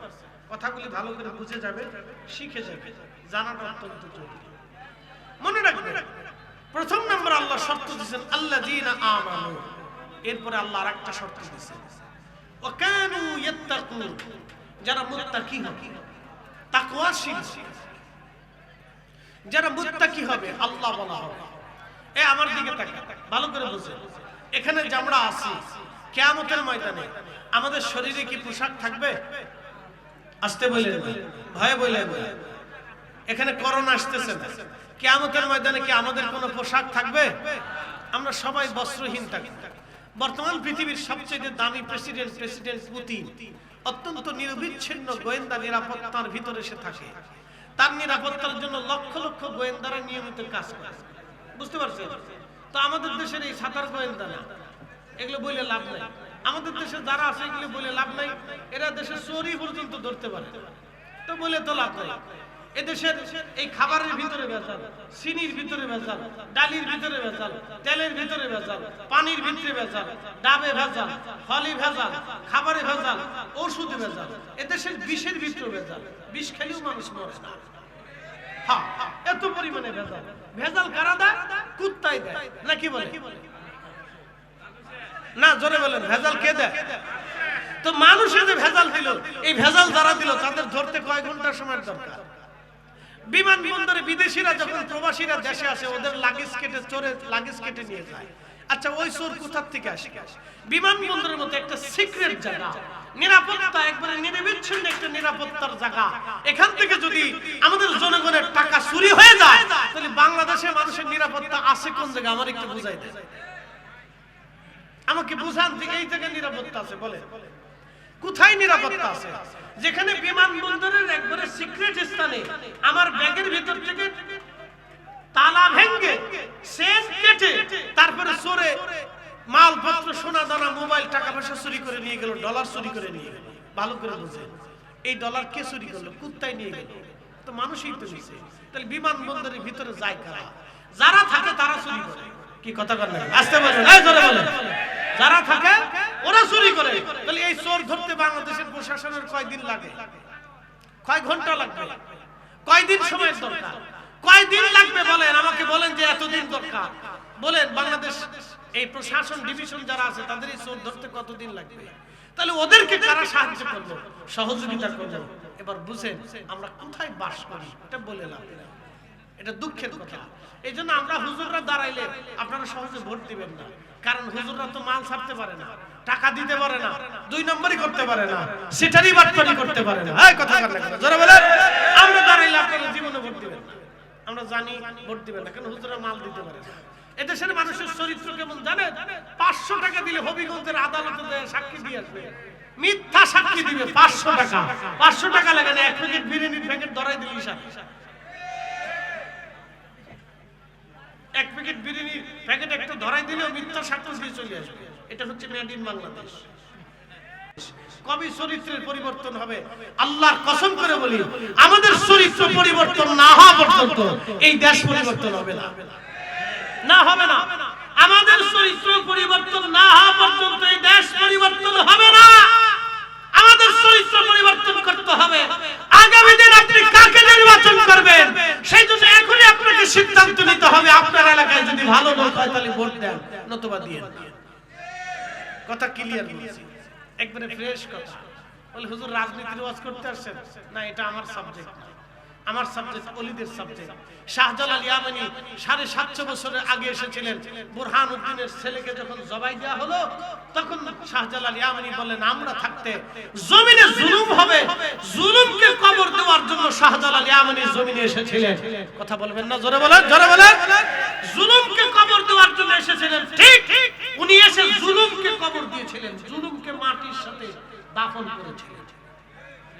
এদেশের দুর্নীতির কারণে 5 লক্ষ শিশু রাস্তা দিয়ে ঘুরে, যাদেরকে বলা হয় পথ শিশু। বলেন, এই পথ শিশুর কেউ মা হারিয়েছে, কেউ বাবা হারিয়েছে, কারো মা হারিয়েছে, কারো সৎমার কারণে সে বের হয়ে আসছে। সে রাস্তায় রাস্তায় ঘুরে, মানুষ তাকে লাথি দেয়, খেতে দেয় না, পয়সা দেয় না, টাকা দেয় না। টাকা চাইতে গেলে মানুষ তাকে লাথি দেয়, ধমক দেয়, মারে, পিটায়। বলেন, প্রতিনিয়ত 5 লক্ষ শিশুর সাথে এ দেশ বেঈমানি করতেছে। 5 লক্ষ শিশুর সাথে প্রতিদিন এদেশের জাতিসত্তা তাদের সাথে জুলুম করতেছে। ওরা ঠান্ডার ভিতরে ঘুমায়, ওরা না খেয়ে থাকে। আমাদের দেশের রাজনীতিবিদেরা আজ পর্যন্ত কোন পার্লামেন্টের সামনে দাঁড়ায় বলে নাই যে 5 লক্ষ শিশুর নিরাপত্তা আগে দিতে হবে। এদেশের যত আলেম ওলামা আছে, আজ পর্যন্ত কোন আলেমের দল, কোন মুসলিম দল পার্লামেন্টের সামনে যায় লক্ষ লোক দাঁড়ায় বলে নাই 5 লক্ষ শিশুর নিরাপত্তা আগে দিতে হবে, নতুবা আমরা এই পার্লামেন্টের দরজা ছাড়বো না। সবাই যার যার দলের জন্য ছাড়ে, নিজের দলের লোক অ্যারেস্ট হয়ে গেলে সেই দলের নেতার জন্য রাস্তায় দাঁড়ায় মিছিল করে। কিন্তু আজ পর্যন্ত এদেশের আসিয়া ধর্ষিত হয়েছে, আসিয়ার পরে আজ পর্যন্ত শত শত নারী এদেশে ধর্ষিত হয়েছে, আজ পর্যন্ত বিচার হয় নাই। তাদের জন্য আজ পর্যন্ত আমরা কেউ রাস্তায় দাঁড়াইতে পারি নাই। কথা বলেন না কেন? ঠিক না? বলবেন হুজুর এই ওয়াজ করার জন্য আপনি আসছেন? হ্যাঁ, এটার জন্য আমি আসছি। শাহজালাল রাহমাতুল্লাহ আলাইহি এটাকে দাফন করার জন্য এসেছিলেন। সিফা সালাম নাসিরউদ্দিন রাহমাতুল্লাহ আলাইহি তলোয়ার ধরেছিলেন জালিমকে হত্যা করার জন্য, জুলুমকে ধ্বংস করার জন্য। এই কথা বলেন না কেন? জোরে বলেন। তাকে ধ্বংস করার জন্য না এসেছিলেন। ওলিরা এমনি আসে নাই। ওলিরা মনে করছেন মিঠা মিঠা মিঠা মিঠা জিকির করানোর জন্য ওলিরা এসেছিল। না না, শুধু মিঠা মিঠা জিকিরের জন্য ওলিরা আসে নাই। ওলিরা শুধু মিঠা মিঠা সিন্নি আর তাবারুক খাওয়ার জন্য ওলিরা দেশে আসে নাই। ওলিরা এসেছিলেন জালিমকে ধ্বংস করার জন্য, জুলুমকে মাটির নিচে পুঁতে ফেলার জন্য।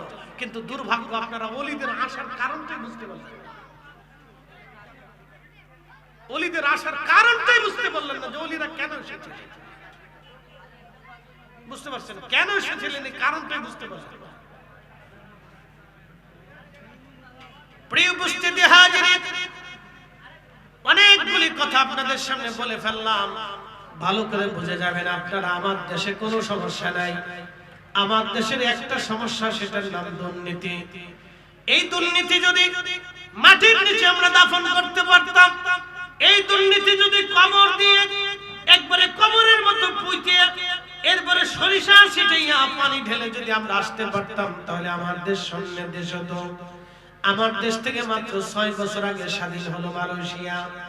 আজকে দেখেন তারা পৃথিবীর সাথে চ্যালেঞ্জ দেয়।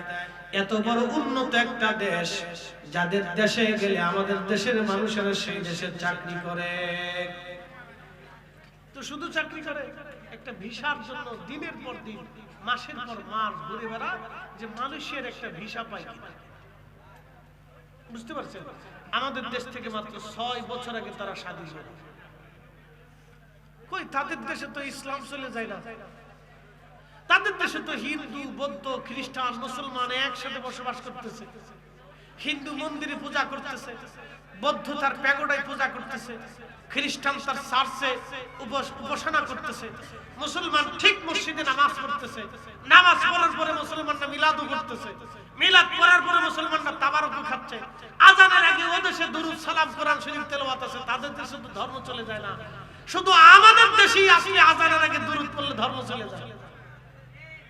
এই কথা কেন যারা বলে আমাদের দেশে, তাদের দেশের রাষ্ট্রীয়ভাবে ব্রুনাইতে, ইন্দোনেশিয়াতে, ফিলিপাইন্সে, মালয়েশিয়াতে রাষ্ট্রীয়ভাবে রাজারা, বাদশারা, প্রেসিডেন্ট, প্রধানমন্ত্রী রাষ্ট্রীয়ভাবে মিলাদুন নবীর র্যালিতে, মিছিলে, জশ্নে, জুলুসে তারা হেঁটে বেড়াচ্ছে।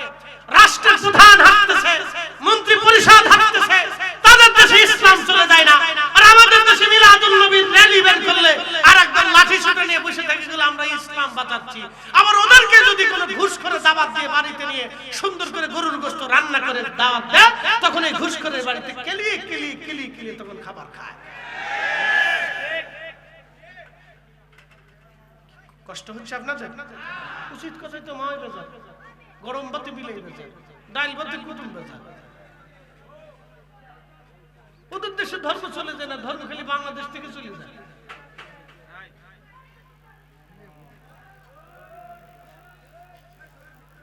হবিগঞ্জবাসী ভালো করে শুনে যাবেন, বুঝে যাওয়াটা অত্যন্ত জরুরি। আমি কাজের কথা আপনাদের সামনে উপস্থাপন করলাম। ভাই আমার দেশে কোনো সমস্যা নাই, সমস্যা একটা, দুর্নীতি। এই দুর্নীতিকে যদি কবর দিতে পারেন, আল্লাহর কসম করে বলি, আমাদের চরিত্র যদি চেঞ্জ করতে পারেন, তাহলে অবশ্যই এদেশ সুন্দর হয়ে যাবে। কারণ এদেশে খনিজ সম্পদের কোনো অভাব নাই। পুরা সিলেট ডিভিশনটা খনিজ সম্পদের উপরে ভাসমান আছে। শুধু সিলেট না, চট্টগ্রাম এবং সিলেট দুইটা ডিভিশন খনিজ সম্পদের উপরে ভেসে আছে। উত্তরবঙ্গের মাটির নিচে পাথর এবং কয়লার উপরে উত্তরবঙ্গ ভেসে আছে। পুরো উত্তরবঙ্গের মাটির নিচে পাথর, পুরা নর্থ বেঙ্গলের মাটির নিচে কয়লা, পুরা দেশটার নিচেই খনিজ সম্পদে ভরা। আপনি শুনলে গা শিউরে উঠবে। পুরা দেশটাই খনিজ সম্পদের উপর ভাসতেছে আমার এই দেশে। এদেশের মাটি খনিজ সম্পদ। একটা বিচি ফেলাইলে এদেশের মাটিতে 50 বছর পানি না দিলেও বিচিতে গাছ ধরতে থাকে, গাছে ফল ধরতে থাকে। এদেশের প্রত্যেকটা মানুষ সম্পদ বলে। কারণ কি?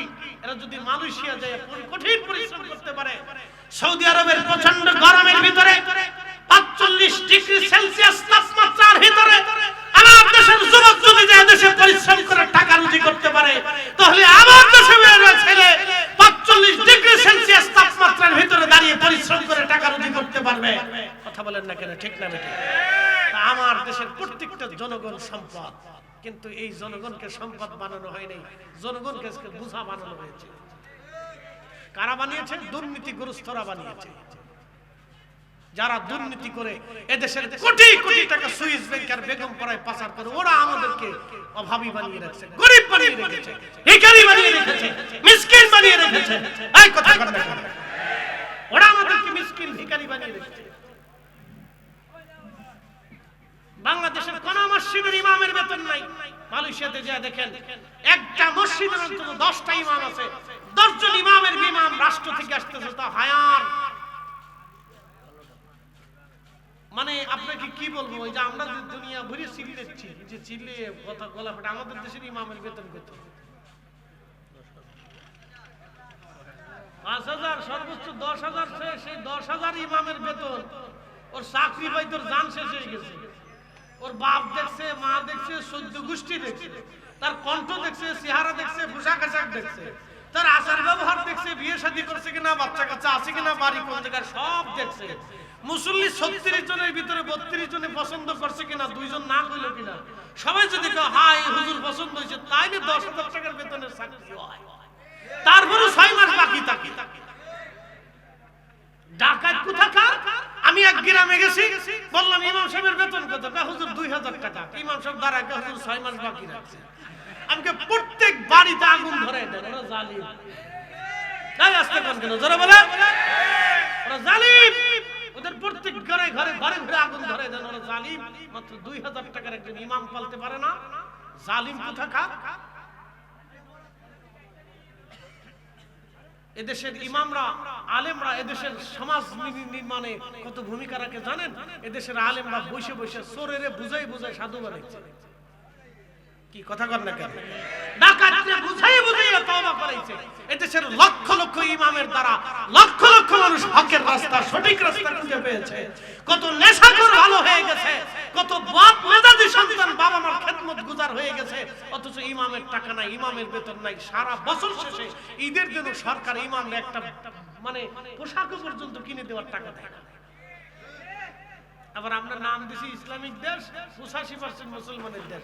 সাতা কিসের মুসলমান? লজ্জা করা উচিত, এদেশে লজ্জা করা উচিত। আমার কথা শুনতে তিতে শোনা যাবে ভাই, আমার একবার বাস্তব থেকে বলছি। আপনি মালদ্বীপে চলে যান, প্রত্যেক ইমামের বেতন আছে, রাষ্ট্র তার ইমামের বেতন, তার চিকিৎসা ফ্রি, তার বাচ্চা কাচ্চার লেখাপড়া ফ্রি, তার বাসস্থান ফ্রি, তারপরে তার মাসে মাসে বেতন আসছে। একসাথে কোন আল্লাহু আকবার না হয় না, আরো জোরে বলেন।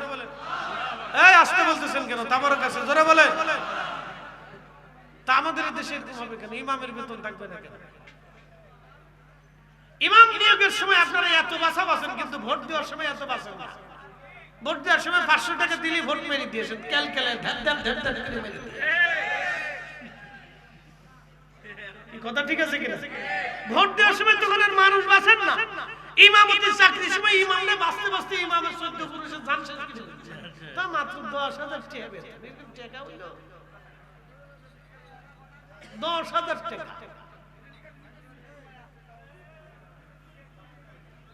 সারা গ্রামের মানুষ ১০,০০০ টাকা একজন ইমামের বেতন দিতে পারে। একটা বিড়ির দাম কত? বিড়ি যারা খান তারাও বলেন, তো যারা খান না তারাও বলেন, অসুবিধা। একটা বিড়ির দাম তো ১০ টাকা। তো একজনে কয়টা বিড়ি খায়? জোরে ১০টা ২০টা খায়। এক মুরব্বিরে জিজ্ঞেসি, বিড়ি চাচা বিড়ি কয়টা লাগে? হুজুর ৬০টা লাগে। আমি বললাম আপনি মানুষ না জিন, যাই কর বিড়ি লাগবে, খান। খাইয়ে যদি বেহেশত পান তো চেষ্টা করে দেখেন, আর কি করবেন। ৬০টা বিড়ি লাগে, বুড়ার কি বুড়ার বুড়া চিন্তা করতে পারছে। ও আন্তর্জাতিক খ্যাতি সম্পন্ন বুড়া।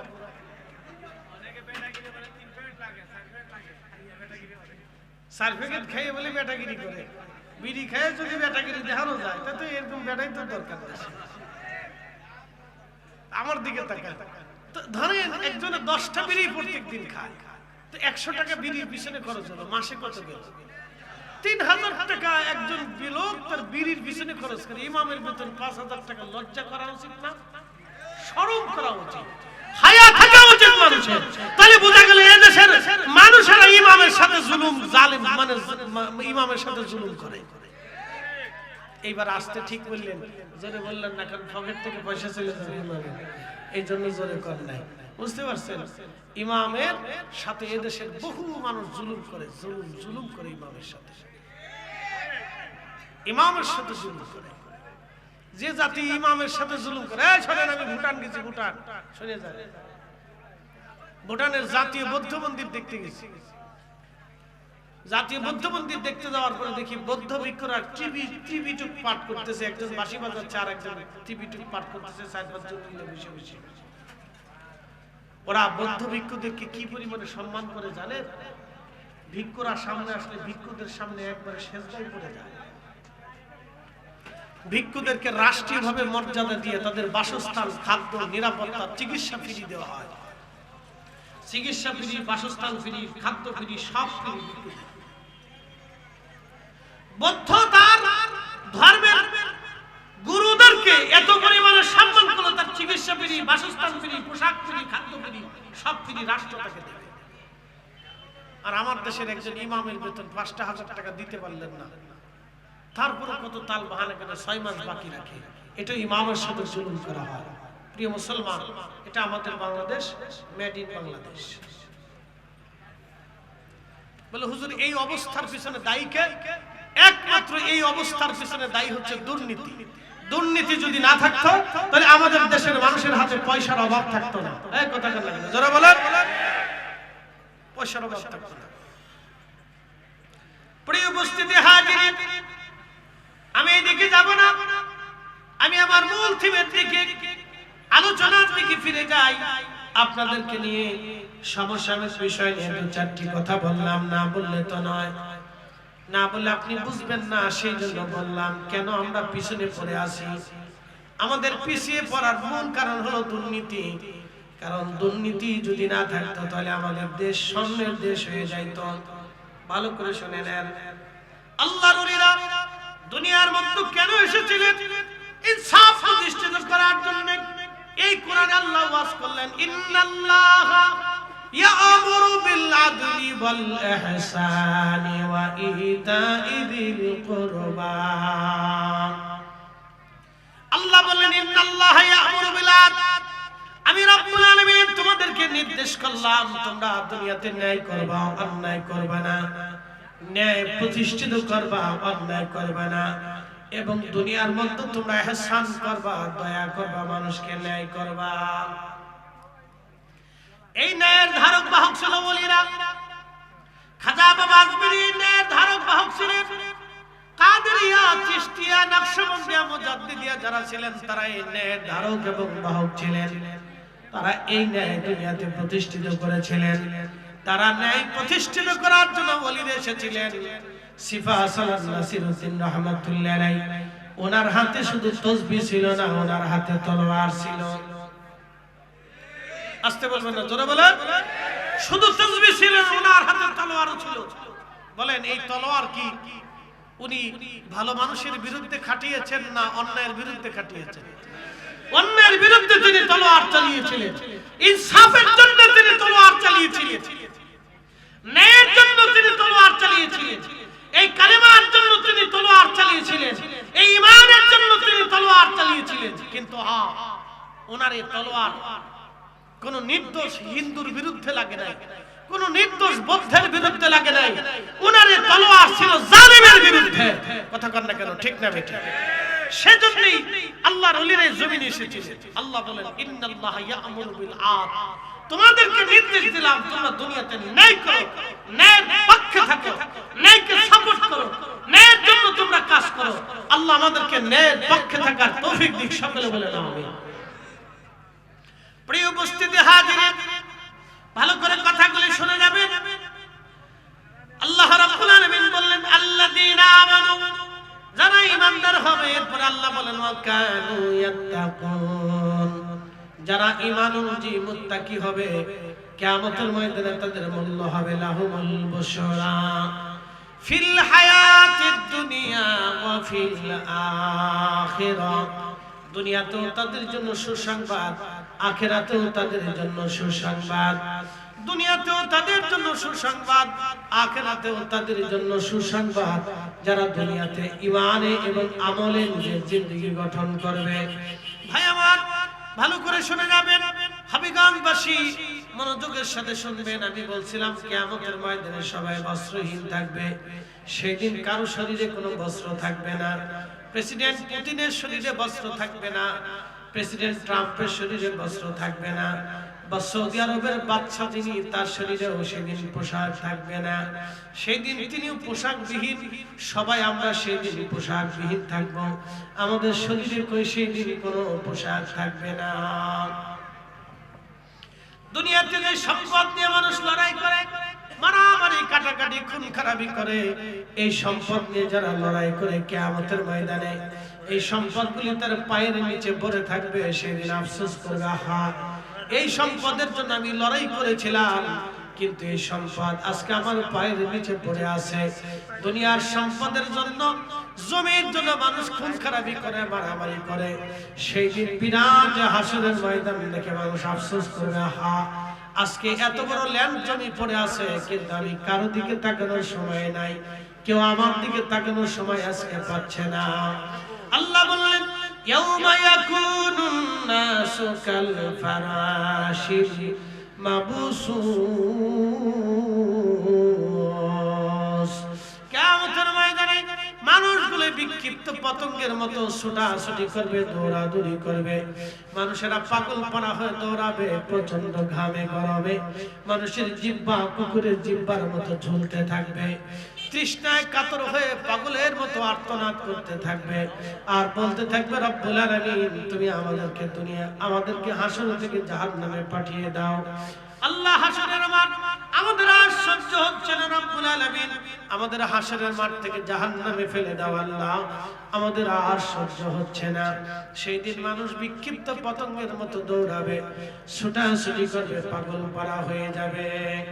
ওয়াতাকুনুল জিমালু কাল্লাহিল মানফুশ, আল্লাহ রাব্বুল আলামিন বললেন, পাহাড় সমূহ সেই দিন ধ্বনিত পশমের মতো উড়ে উড়ে উড়ে উড়ে চলে যাবে। সেই দিন মানুষ পাগল পাড়া হয়ে যাবে, পাগল পাড়া হয়ে যাবে মানুষ সেই দিন। আল্লাহ রাব্বুল আলামিনের রাসূল বললেন, মা সন্তান বলে যাবে, সন্তান মা বলে যাবে, বাবা সন্তান বলে যাবে, সন্তান বাবা বলে যাবে। তিনটা স্থানে কেউ কারো পরিচয় দেবে না। এক নম্বরে মিজানের পাল্লায় কেউ কারো পরিচয় দেবে না। দুই নম্বরে ডান হাতে বাম হাতে আমলনামা দেওয়ার সময় কেউ কারো পরিচয় দেবে না। তিন নম্বরে ওই ফুলসিরাতের ঘাটে কেউ কারো পরিচয় দেবে না। এই জন্য আপনাদেরকে বলে গেলাম, ভালো করে শুনে নেবেন, ভালো করে জেনে নেবেন। আপনাদেরকে বলে গেলাম, ভালো করে শুনে নেবেন। দুনিয়াতে সম্পদ রেখে যাবেন, কিন্তু হালাল উপার্জনের সম্পদ রেখে যাবেন। হারাম উপার্জন দিয়ে যদি সম্পদ আপনি রেখে যান, তাহলে এই সম্পদ আপনার জাহান্নামের কারণ হবে। কিয়ামত বড় কঠিন হবে, বড় বিভীষিকাময় হবে। আল্লাহর কোরআনে আল্লাহ বলেন, তারুজুল মালাইকাতু আর-রূহু ইলাইহি ফি ইয়াউমিন কানা মিকদারুহু 50,000 সানা। দুনিয়ার 50,000 বছর এক জায়গায় করলে যত বড় হবে, হাসরের একটা দিন হবে তত বড়। আল্লাহ রাব্বুল আলামিনের রাসূল বললেন, সেই হাসরের ময়দানে এক শ্রেণীর বান্দাকে আল্লাহ আরশে আল্লাহর নিচে জায়গা দিয়ে দিবে। নূরের মিম্বরে নূরের চেহারায় তারা থাকবে। তারা কারা? সাহাবীরা। আল্লাহ রাসূলের সাহাবীরা বলেন, ইয়া রাসূলুল্লাহ, তারা কারা? নবীজি বলেন, সাহাবীরা রে, তাদের এই মর্যাদা দেখে অন্যান্য নবীরা পর্যন্ত ঈর্ষা করবে, শহীদরা পর্যন্ত ঈর্ষা করে বলবে, রব্বুল আলামিন, তোমার কালেমার জন্য যুদ্ধ করতে যে আমরা শহীদ হয়েছিলাম, আল্লাহ, এরা কারা? আরশে আল্লাহর নিচে নূরের মিম্বরে নূরের চেহারা এরা বসে আছে, এরা কারা? আল্লাহ জবাব দিবে, ও আমার বান্দারা, হাসরবাসী নবীরা, শহীদরা, এরা হলো তারা যারা দুনিয়াতে একজন আরেকজনকে আমি আল্লাহর জন্য ভালোবেসেছিল। এরা যারা দুনিয়াতে একজন আরেকজনকে আল্লাহর জন্য ভালোবেসেছিল, সুম্মা তালা, এরপরে নবী তেলাওয়াত করলেন আলা ইন্না আউলিয়া আল্লাহি লা খাউফুন আলাইহিম ওয়ালা হুম ইয়াহজানুন।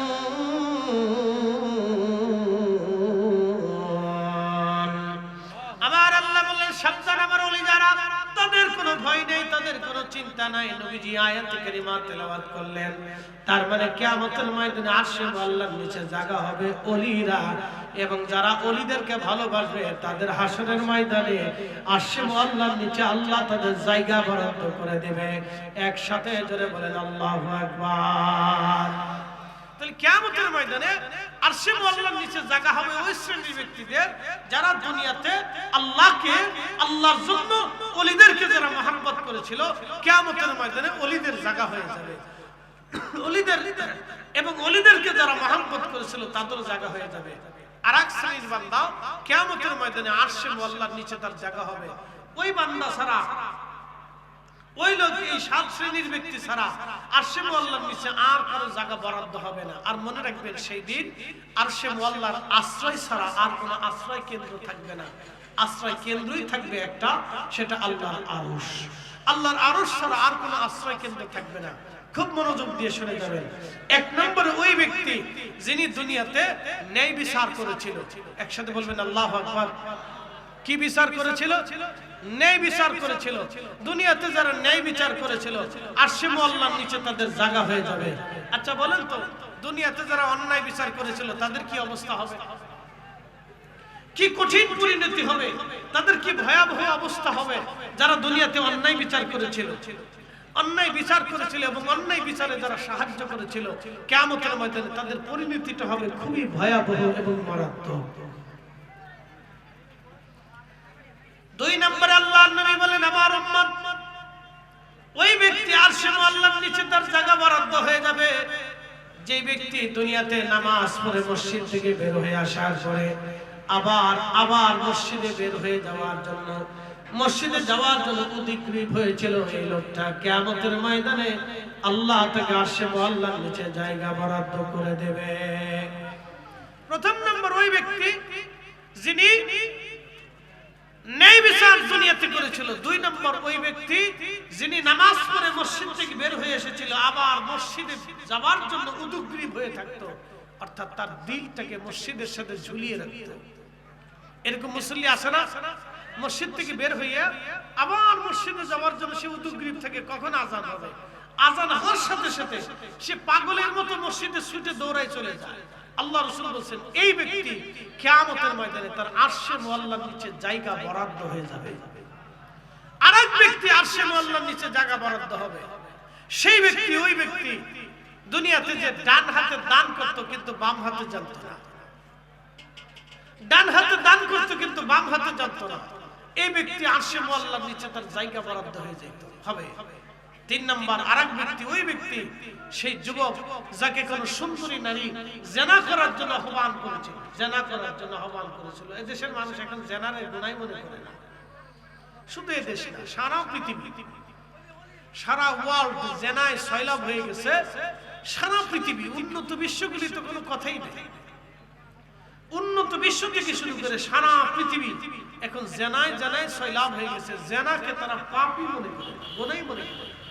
এটা যে একটা মহাপাপ, এটা মানুষ ভুলে গেছে। জেনা করা যে জঘন্য পৈশাচিক কার্য, এটা মানুষ ভুলে গেছে, এটা মনে নাই। বুঝতে পারছেন? এটা মানুষ ভুলে গেছে, এটা মানুষ ভুলে গেছে যে জেনা যে কঠিন গুনাহ, এটা মানুষ ভুলে গেছে, এটা মনেই নেই। এই শুনে যান, কয়দিন আগে ভূমিকম্প লারা দিয়েছিল না? কেন লারা দিয়েছে? ভাবতেছেন ভূমিকম্প আসছে আর আসবে না? কখনই। আপনাদেরকে আজকে একটা তথ্য দিয়েছি, 1757 একটা ভূমিকম্প হয়েছিল বাংলাদেশে। 1757। এই যে আপনাদের ভৈরবের নিচ দিয়ে যে নদীটা চলে গেছে, এই নদীর নাম কি? মেঘনা। এই নদীটা কোথা দিয়ে প্রবাহিত হতো জানেন? এই নদীর অববাহিকা ছিল বর্তমান যে কুমিল্লা ক্যান্টনমেন্ট আছে, এই ক্যান্টনমেন্টের এই পাশে যে লালমাই পাহাড় আছে, এই পাহাড়ের পাশ দিয়ে নদীটা প্রবাহিত হয়। কিন্তু নদীটা ঘুরিয়ে নরসিংদীর এইখান দিয়ে একেবারে দাউদকান্দির নিচ দিয়ে বের হয়েছে। কারণটা কি বলেন তো? 1757-তে একটা ভূমিকম্প হয়েছিল, প্রলয়ঙ্করী ভূমিকম্প। এই ভূমিকম্পে নদীর গতি পরিবর্তন হয়ে 30 থেকে 40 কিলোমিটার দূর দিয়ে দাউদকান্দির নিচ দিয়ে নদীটা প্রবাহিত হচ্ছে, অথচ এই নদী ছিল লালমাই পাহাড়ের পাশ দিয়ে। এবার আপনি বুঝে যান, সেন্ট মার্টিন দ্বীপ পৃথিবীতে কখনো ভাসমান ছিল না, এটা সাগরের নিচে ছিল। সেন্ট মার্টিন দ্বীপ কখন আসলো? 1797-তে একটা ভূমিকম্প হলো। সেই ভূমিকম্পে সেন্ট মার্টিন দ্বীপটা সাগরের নিচ থেকে উঠে সাগরের উপরে 3 ফিট পর্যন্ত উঁচু হয়ে গেল। একসাথে জোরে বলবেন আল্লাহু আকবার। না হয় না, আরো একটু জোরে বলেন আল্লাহু আকবার। বলেন সেই রব আছে না নাই? তাহলে কি মনে হচ্ছে ভূমিকম্প আসবে না? বিজ্ঞান বলেছে ভূমিকম্প বাংলাদেশে আরেকটা আসবে। 14 কোটি মানুষ ভূমিকম্পের আওতার ভিতরে থাকবে, 1 কোটি মানুষ ক্ষতিগ্রস্ত হবে সরাসরি। 1 কোটি মানুষ সরাসরি ক্ষতিগ্রস্ত হবে। শুধু রাজধানীতে মানুষ মারা যাবে 50 লক্ষ আপ। 1 কোটি মানুষ ভূমিকম্প সরাসরি ক্ষতিগ্রস্ত হবে, কোটি কোটি মানুষ আহত হবে, হাত হারাবে, চোখ হারাবে, পা হারাবে, কান হারাবে, দেহ হারাবে, বিকলাঙ্গ হবে, ল্যাংড়া হবে, বোবা হয়ে যাবে, কানা হয়ে যাবে। কোটি কোটি মানুষ এরকম বিকলাঙ্গ হয়ে যাবে। সেই ভূমিকম্পটা বাংলাদেশের জন্য অপেক্ষা করতেছে। বলে কেন আসে ভূমিকম্প? আপনাদেরকে বুঝাই। 14টা কারণে ভূমিকম্প আসে।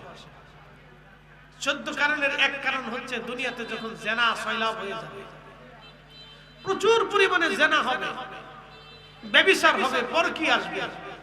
কঠিন এই জেনার কারণে আল্লাহর আসমান থেকে গজব আসবে। নবী বললেন তাসবিহ দানা ছিঁড়ে গেলে যেইভাবে একটার পর একটা top top top top top top করে পড়তে থাকে, আল্লাহর আসমান থেকে এরকম বালা গজব আসতে থাকে। আমাদের বাংলাদেশে 18 কোটি মানুষের ভিতরে কয় কোটি মানুষ সুস্থ আছে আমাকে একটু দেখান তো। বলেন যে এত কোটি মানুষ সুস্থ আছে আমাকে বুঝান। এদেশের ঘরে ঘরে ডায়াবেটিস, ঘরে ঘরে পেশাব, ঘরে ঘরে হার্টের রোগী, ঘরে ঘরে কিডনি রোগী, ঘরে ঘরে লিভার পচা রোগী, ঘরে ঘরে নানান জটিল কঠিন রোগে আক্রান্ত রোগী, ঘরে ঘরে হাজারে হাজারে লাখে লাখে কোটি কোটি মানুষ অসুস্থ। বলবেন হুজুর কারণ কি? এই যে রোগ আসে, এই রোগগুলি আল্লাহর পক্ষ থেকে একটা বালা, ওটা আসমান থেকে আসছে। আল্লাহ এ মানুষ, আমি তোমাদের উপর গজব চাপাই না, তোমরা আমার কাছ থেকে গজব চেয়ে নাও। আল্লাহ গজব চাপান না, মানব জাতি গজব চেয়ে না। বলে গজব কেন আসে? এটা মানুষের দুহাতের রুজি। মানুষ গজবের জন্য কাজ করে, আমি আল্লাহ মানুষের জন্য গজব চাপিয়ে দিই।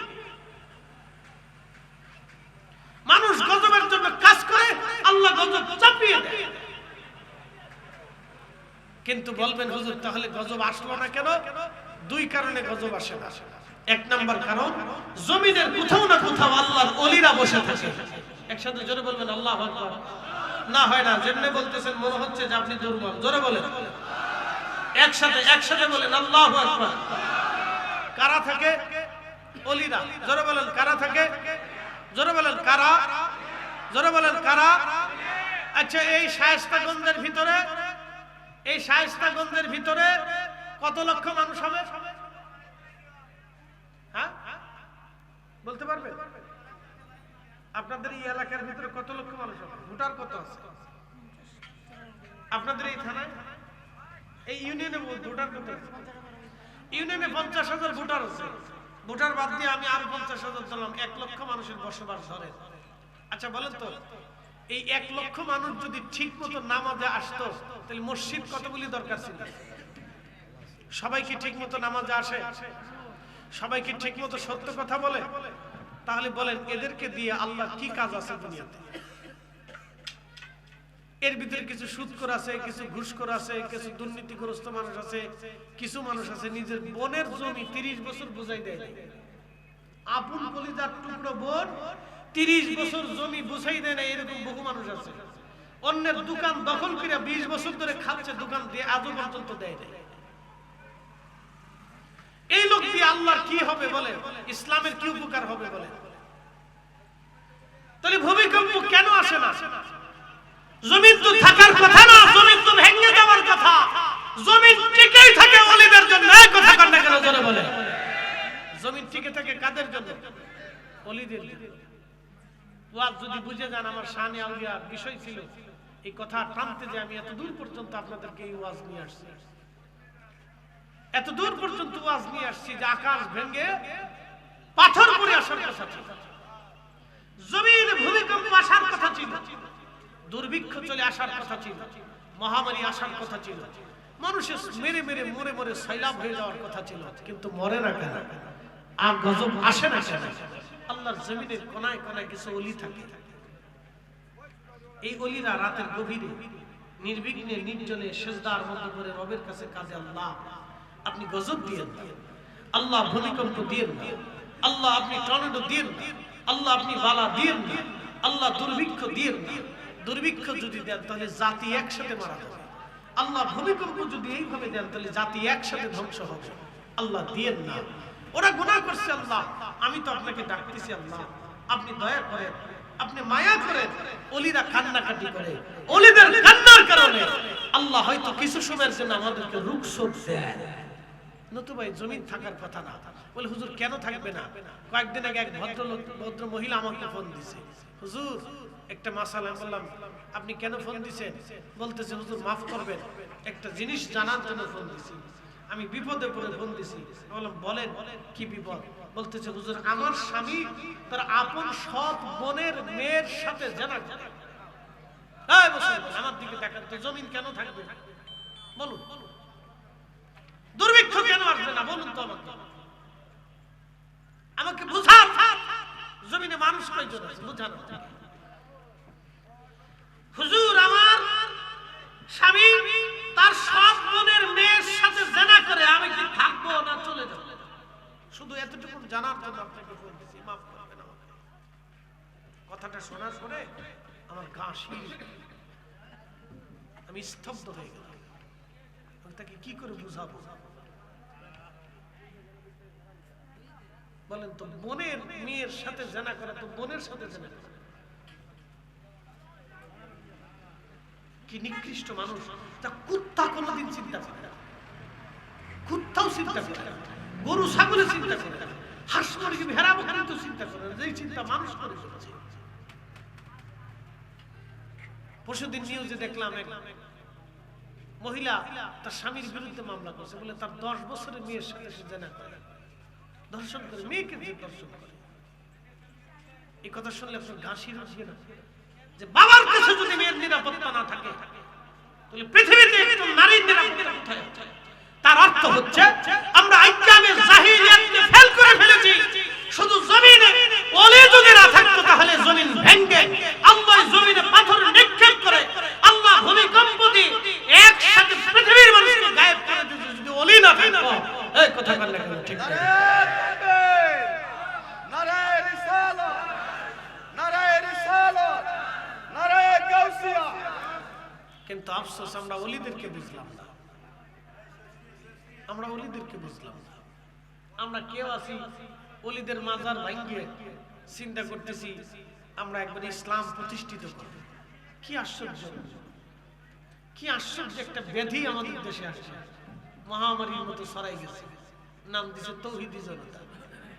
কি আশ্চর্য! কবর থেকে একটা মানুষ উঠাইয়া লাশ পোড়াইতে হবে, এই ইসলামটাকে কে শিখিয়েছে? কোন কালেমায়, কোন কিতাবে, কোরআনের কোন পৃষ্ঠা, রাসূলের জিন্দেগীর কোন হাদিসে আছে? বলেন আবু জাহেলের চাইতে নিকৃষ্ট কাফের দুনিয়াতে কেউ আছে যে আল্লাহ রাসূলকে তিলে তিলে তিলে তিলে তিলে তিলে কষ্ট দিয়েছে?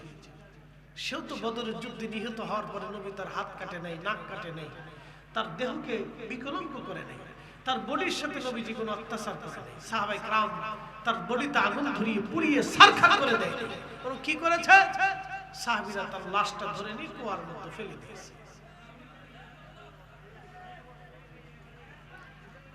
এ মুসলমান হাজিরিন, পৃথিবীতে ওলি যারা ছিলেন, ওলিরা দেশে ইসলাম প্রতিষ্ঠিত করে গেছেন, ওলিরা দেশে ইসলাম দিয়ে গেছেন। এটা ওলিদের দেশ। আল্লাহ ওলিদের কথা আমাদেরকে চলার তৌফিক দান করুন, জোরে বলেন আমিন। ওলিরা এমনিতে আসে নাই, বিশ্ববিখ্যাত একজন আল্লাহর ওলির জীবনী বলে আমি আপনাদের থেকে বিদায় নিয়ে যাব। ভাই আমার খুব মনোযোগ দেন। আমাদের চারজন ইমাম আছে। একজন ইমামের নাম হানাফি, আরেকজন ইমামের নাম শাফি, আরেকজন ইমামের নাম হাম্বলি, আরেকজন ইমামের নাম মালিকি। তা একজন ইমামের নাম ইমাম আবু ইদ্রিস আশ-শাফি রাহমাতুল্লাহি আলাইহি। তখন উনি মুসলিম মিল্লাতের খলিফা ছিলেন, খলিফা হারুনুর রশিদ। যদি কোনোদিন মক্কাতুল মুকাররমায় আপনি যান, তাহলে যাওয়ার পরে আপনি দেখবেন মক্কা নগরীতে আরাফাতের মাঠ পর্যন্ত একটা নহর আছে। এই নহরের নাম নহরে জুবাইদা। এই নহরে জুবাইদা 25 মাইল পর্যন্ত 1200 বছর আগে যিনি করে দিয়েছিলেন তিনি জুবাইদা। তিনি খলিফা হারুনুর রশিদ রাহমাতুল্লাহি আলাইহির স্ত্রী। আগে রাজা বাদশা যারা ছিলেন তারা জনগণের কল্যাণে কাজ করতেন। আগে ওলিরা যারা ছিলেন তারা জনগণের কল্যাণে কাজ করতেন। আগে আমিররা যারা ছিলেন তারা জনগণের চিন্তা করতেন, জনগণের কল্যাণে তারা কাজ করতেন। হাজীদের পানির জন্য এই মহিষী নারী তিনি একটা নহর করে দিয়েছিলেন। নহরের নাম নহরে জুবাইদা। প্রায় 1000 বছর পর্যন্ত দুনিয়ার মুসলমান মানুষেরা সেই নহরে জুবাইদার পানি পান করেছে। পৃথিবীতে 1000 বছর ধরে হাজিরা সেই নহরের পানি পান করেছে। আপনি বুঝেন তো 1000 বছরে কত হাজি কবরে ঘুমিয়ে গেছে সেই নহরে জুবাইদার পানি পান করে। তাহলে সমস্ত নেকিগুলি হযরতে জুবাইদা রাহমাতুল্লাহি আলাইহার কবরে পৌঁছায় গেল। সেই নহরে জুবাইদা এখনো আরাফাত পর্যন্ত আছে। ওনার স্বামীর নাম খলিফা হারুনুর রশিদের জামানাতে রোম এম্পায়ার থেকে, রোম সাম্রাজ্য থেকে রোমান সম্রাট চিঠি লিখলো, ওগো খলিফা মুসলমানদের আমির, আপনাকে বলতেছি শুনে নেন। মুসলমানদের আমির, আমাদের খ্রিস্টান সম্প্রদায়েরা বিশ্বাস করি আমাদের ঈসা আল্লাহর বেটা, আর আপনারা বলেন ঈসা আল্লাহর নবী। ঈসা আল্লাহর বেটা, আমরা খ্রিস্টানরা এটা প্রমাণ করব, আর আপনারা প্রমাণ করবেন ঈসা আল্লাহর নবী। আমি খ্রিস্টান সম্প্রদায়ের পক্ষ থেকে আমি রোম সম্রাট আপনার কাছে আমার দল থেকে বড় বড় যুক্তিবাদী দার্শনিকদেরকে পাঠিয়ে দিলাম। এই মুনাজারাটা, এই বহসটা আমার দেশে হবে না, এই বহসটা ইরাকের বাগদাদে আপনার দেশে হবে। আপনার দেশের মধ্যে যদি কোনো বিজ্ঞ লোক থেকে থাকে, তাহলে আমার বিজ্ঞ লোকের সামনে আপনারা মুনাজারায় বসান। চ্যালেঞ্জ দিলেন তো কে? মুসলিম এম্পায়ারকে চ্যালেঞ্জ দিলেন, রোমান এম্পায়ার। মুসলিম সাম্রাজ্যের যিনি প্রধান খলিফাতুল মুসলিমিন হারুনুর রশিদকে চ্যালেঞ্জ দিলেন। রোমান সম্রাট প্রধান তিনি চ্যালেঞ্জ দিয়ে যুক্তিবাদী দার্শনিক জ্ঞানী পণ্ডিতদেরকে রোম দেশ থেকে তিনি ইরাকের বাগদাদে পাঠিয়ে দিলেন। বলেন এখন যদি বহস না হয় তাহলে মুসলমান লজ্জায় পড়ে যাবে। তো ঠিক তখনই খলিফা হারুনুর রশিদ তিনি দ্রুত গতিতে বোর্ড করলেন। তিনি তার মন্ত্রী পরিষদ সভাসদদেরকে নিয়ে বসে গেলেন। আগে রাজা বাদশারা দেশের ক্রান্তি লগ্নে বড় বড় আলেম উলামা জ্ঞানী বুদ্ধিজীবীদেরকে নিয়ে বসতেন। এটা আমাদের দেশে নাই। আমরা যদিও বলি গণতন্ত্র, তো গণতন্ত্র হলে আমাদের দেশের বড় বড় ইউনিভার্সিটির প্রিন্সিপাল যারা আছে, ভাইস চ্যান্সেলর যারা আছে, অধ্যক্ষ উপাধ্যক্ষ আছে, বিভিন্ন বিষয়ের উপরে পারদর্শী যারা আছে, বড় বড় বীর মাসেক যারা আছে, আলেম ওলামা আছে, রাষ্ট্র তাদেরকে নিয়ে বসা উচিত ছিল যে আমরা রাষ্ট্র কিভাবে চালাবো আপনারা সিদ্ধান্ত দেন। কিন্তু দুঃখের বিষয় আজও পর্যন্ত স্বাধীনতার পর থেকে এই পর্যন্ত এই বিজ্ঞ লোকদেরকে নিয়ে কেউ রাষ্ট্রপ্রধানরা বসে না। সবাই যার যার দলের লোক নিয়ে বসে থাকে। সেই দিনের খলিফা হারুনুর রশিদ বিজ্ঞ আলেম উলামা সব জ্ঞানী গুণীদেরকে নিয়ে বসে গেলেন। দেখেন খলিফা বসে যে বললেন, আমাকে আপনারা সমাধান দেন, বহস করবেন কি করবেন না। যদি বহস করেন তাহলে বহসের জন্য উপযুক্ত ব্যক্তি কে আছে, আর যদি বহস না করেন তাহলে সেটা বলেন। তো সবাই বলল, খলিফা বহস যদি না করি, আমরা যদি বিতর্ক না করি, তাহলে পৃথিবীতে মুসলমান সারা জীবন মাথা নত করে থাকবে। পৃথিবীতে মুসলমান সারা জীবন মাথা নত করে থাকবে, তাহলে কি করা যায়? বলে আমাদের পৃথিবীতে একজন আলেম আছে, এই আলেমের নাম হযরত ইমাম আবু ইদ্রিস আশ-শাফিঈ। পৃথিবীর সবচেয়ে বড় আলেমদের মধ্যে ইনি বর্তমান বড় আলেম এবং বড় আল্লাহর ওলি। উজির বললেন, হুজুর ওনাকে দিয়ে যদি আপনি বহস করান তাহলে আশা করা যায় বিজয় হবে। খলিফা হারুন রশিদ বললেন, তাহলে চিঠি লেখেন। কি চিঠি লিখবো? দ্রুত গতিতে বলেন সে যেন ইরাকের বাগদাদে চলে আসে, কারণ খ্রিস্টানরা আমাদের দিকে রওনা হয়ে গেছে, তারাও আসবে, আমরাও থাকবো, বহস হবে। খলিফা হারুন রশিদ চিঠি পাঠিয়ে দিলেন। তখন তিনি বাইতুল আকসার ইমাম ছিলেন, ইমাম আবু ইদ্রিস আশ-শাফিঈ। তখন বাইতুল আকসা ফিলিস্তিন মদুল মুসলমানদের দখলে ছিল। বর্তমান Iran, Iraq, Oman, Yemen, Qatar, Dubai, Saudi Arab, Bahrain, Jordan, Syria, Lebanon, Libya, Tunisia, Algeria, Nigeria, Morocco, Sudan এবং মিশর থেকে শুরু করে পৃথিবীর বিরাট একটা অংশ খলিফা হারুন রশিদ রাহমাতুল্লাহ আলাইহি তিনি শাসন করতেন। এমনকি তুরস্কের কিনারা পর্যন্ত তিনি শাসন করতেন। বিরাট এই দেশ শাসন করতেন খলিফা হারুন রশিদ রাহমাতুল্লাহ আলাইহি। ভাই আমার, তখন হুজুরের কাছে চিঠি পাঠাইলেন। হুজুর চিঠির জবাব দিলেন, খলিফা আমি খ্রিস্টানদের সাথে বহস করব, কিন্তু শর্ত হলো বহস হবে দজলা নদীর পারে এবং সময়টা হবে যোহরের নামাজের পরে। আমি বহস করব, সময় হবে যোহরের নামাজের পরে, স্থান হবে দজলা নদীর পারে। খলিফা চিঠি পাঠিয়ে দিলেন, হুজুর আপনি চলে আসেন, আপনি যেইভাবে শর্ত দিবেন আমি শর্ত মেনে নিব, কিন্তু তারপর বহস করতে হবে, কারণ মুসলমান এই বহসে যদি একবার হেরে যায় সারা জীবন মুসলমান মাথা নিচু করে থাকবে, মুসলমানের ইজ্জত দেখানো যাবে না। আল্লাহু আকবার। তেলের গাড়ি তেলে চলি, হাওয়ার গাড়ি হাওয়ায় উড়ে, বিনা তেলে চালাই গাড়ি নবী সুলাইমান। আমরা সেই মুসলমান, আমরা সেই মুসলমান, আমরা সেই মুসলমান, কিন্তু আমাদের সেই রুহানিয়ত, সেই অস্তিত্বকে আমরা বিলীন করে ফেলেছি, হারিয়ে ফেলেছি। আমরা সেই মুসলিম, আমাদের কথা শুনলে বাতিলরা থরথর করে কাঁপতো, আমরা সেই মুসলমান। হবিগঞ্জবাসী শুনে যাবে, খলিফা হারুন রশিদ রাহমাতুল্লাহ আলাইহি দজলা নদীর পারে মঞ্চ বানাইলেন।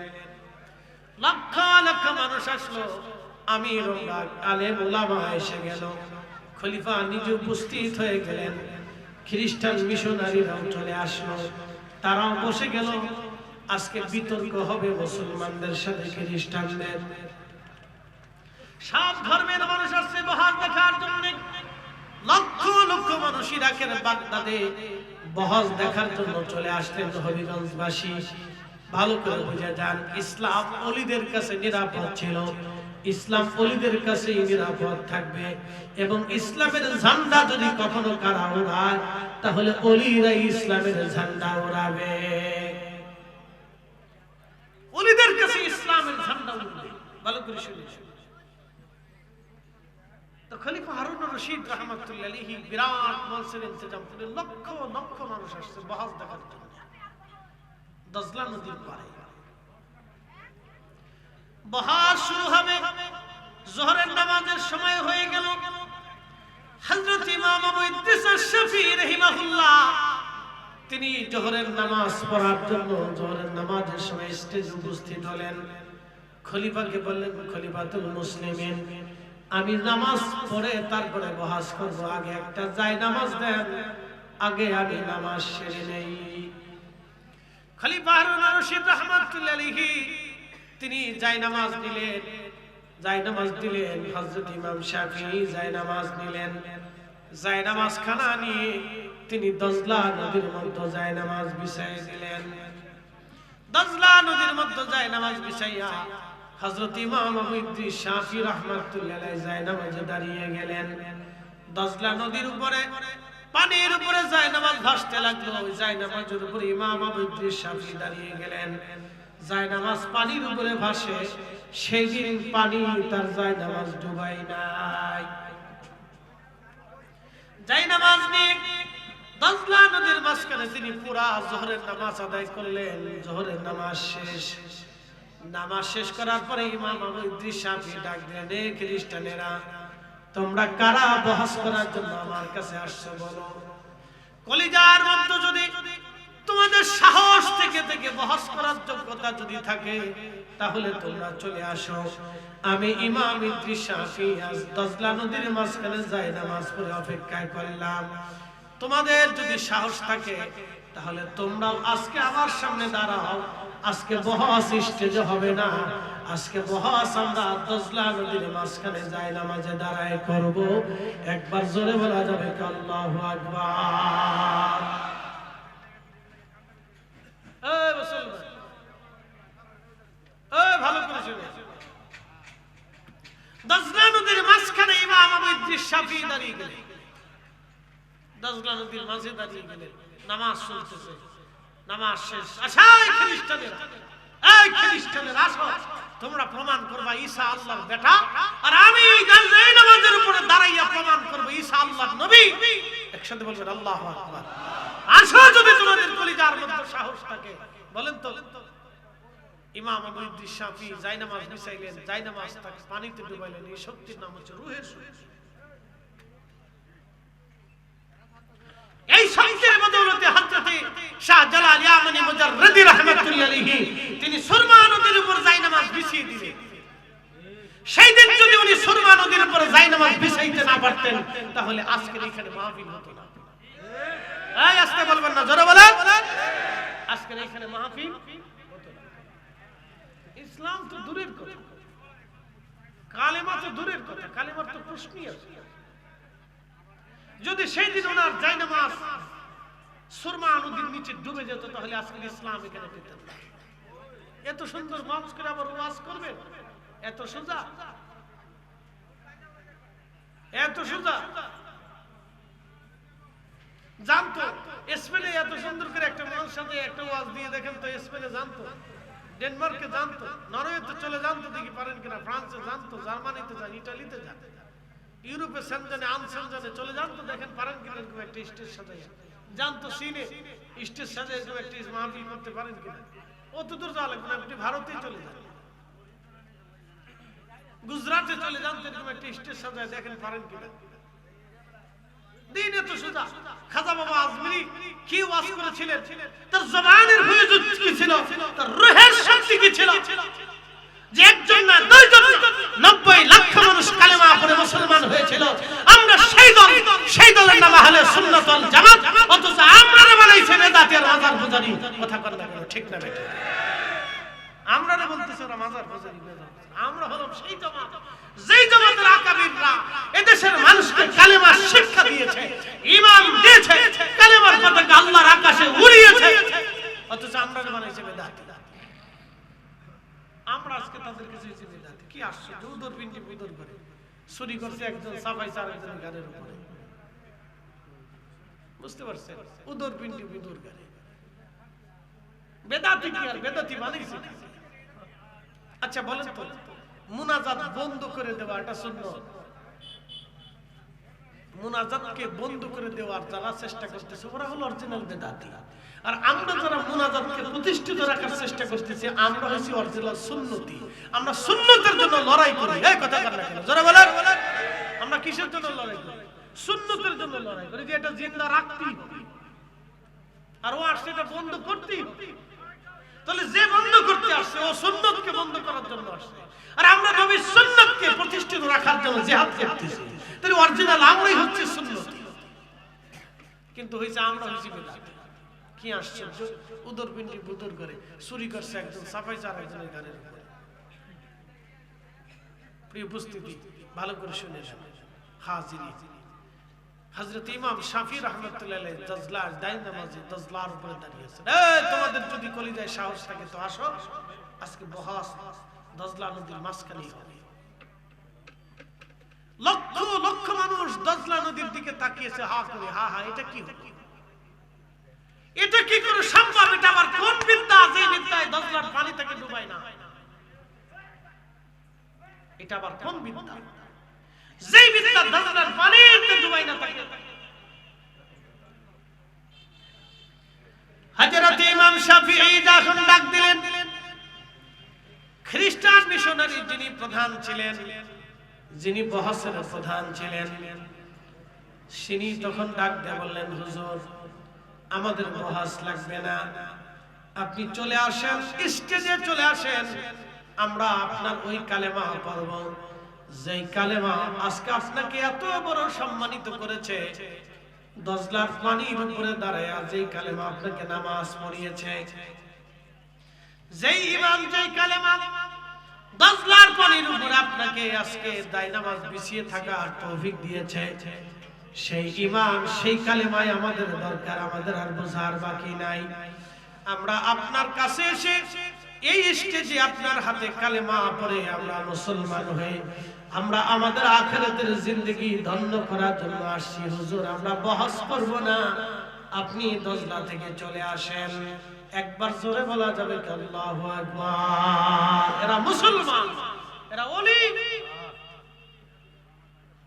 সেদিন শাহজালাল ইয়ামানি যদি দজলা সুরমায় জায়নামাজ বিছাইতে না পারতেন, সিফা সালার বসিরউদ্দিন সৈয়দ যদি সেই দিন আওলাদে রাসূল তার আযানে গোরগোবিন্দের প্রাসাদ ভেঙে না পড়তো, তাহলে আজকে এই কালেমা নসিব হতো না। ও ভাই ভালো করে বুঝে যান, এজন্য ওলির দরকার। ওলি আমরা নির্বাচিত করি না। প্রত্যেক 100 বছর পরে একজন মুজাদ্দিদ আসে, একাধিক মুজাদ্দিদ আসে। এই মুজাদ্দিদ আমরা নির্বাচন করি, এটা আল্লাহ নির্বাচন করে পাঠিয়ে দিয়ে তার দ্বীনকে সংস্কার করায়। অনেকে বলে ইসলাম চলে গেল, ওই বেটা ইসলাম কোথায় গেছে? ইসলামকে হালাকু খান বিদায় করতে পারে নাই, চেঙ্গিস পারে নাই। চেঙ্গিসের চাইতে পৃথিবীতে এরকম রক্ত পিপাসু কোনো বাচ্চার জন্মই হবে না। 2 কোটি মানুষ হত্যা করে ফেলেছে সেই জমানাতে। আপনি বুঝতে পারতেছেন এই জমানা না সেই জমানাতে। এই জমানাতে একটা পারমাণবিক বোমা ফেলে দিলে তো 2 কোটি মানুষ মারা যাবে, কিন্তু সেই জমানাতে চেঙ্গিস খানের মতো লড়াকু আর খাওয়ারিজন রাজধানী যেদিন চেঙ্গিস দখল করলো 3 দিন পর্যন্ত হত্যাযোগ্য করেছিল। 12 লক্ষ মুসলমান 3 দিনে হত্যা করেছিল। কিন্তু খাওয়ারিজন এখনো আছে, সেই শহর এখনো আছে, সেই শহরে কালেমার আযান এখনো হয়, কিন্তু চেঙ্গিসের সাম্রাজ্য নেই। ইসলামকে যারা বিদায় দিতে এসেছিল তারা বিদায় হয়েছে, ইসলাম আছে। সুন্নাতকে যারা বিদায় দিতে আসবে তারা বিদায় হবে। আহলে সুন্নাত ওয়াল জামাত কিয়ামত পর্যন্ত জমিনে টিকে থাকবে। হাত উঁচু করে বলেন ঠিক না ঠিক?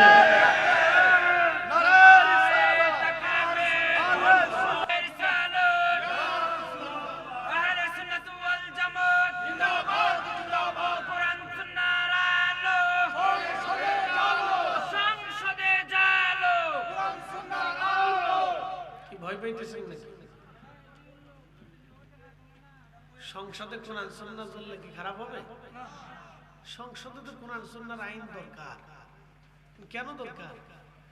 সংসদে যদি আল্লাহর কোরআনের আইন চলে যায় তাহলে এই দেশে ইনসাফ প্রতিষ্ঠিত হবে। ভিখারির ভিক্ষা করা লাগবে না, অন্ধের অন্ধত্ব বরণ করে ওইভাবে থাকতে হবে না, গরিবের চিকিৎসা বিনামূল্যে উন্নত চিকিৎসা দেশেই হবে। একসাথে বলবেন আল্লাহু আকবার।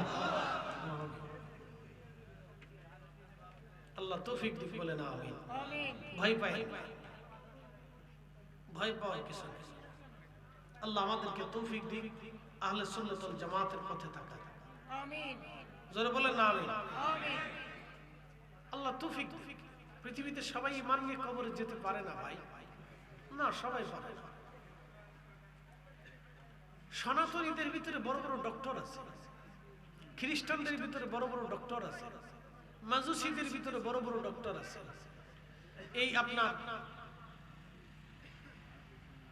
ওটা কি পাগল না ছাগল? তো বস্তা বাঁধলে কি চিল্লেই তো হবে? তো বাঁধলে কি চিল্লেই বাঁধতে হবে? চিল্লা ছাড়া বাঁধা যায় না। ও চিল্লেই কি শক্তি জোগাড় করে নাকি? ও আচ্ছা আচ্ছা, শক্ত হয় বেশি না? আচ্ছা বাপরে, ধাক্কা দিতে হয় না? হেই কি আরো জোরে, হেই কি জোর হয় নাকি? হেই কি মাশাআল্লাহ। তাই এটা করলে তো আমরা মাইক থেকে একটু দিয়ে দিতাম, কত সুবিধা হয়ে যেত। যেমনি চিল্লাছে মনে হয় যেন যুদ্ধ লেগে গেছে। আচ্ছা অসুবিধা নাই, আর কাছে আমরা আর কথা বাড়াবো না।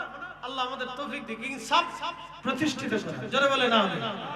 না আরেকটু জোরে বলে না আমিন। আসেন নবীজিকে সালাম জানাইয়া।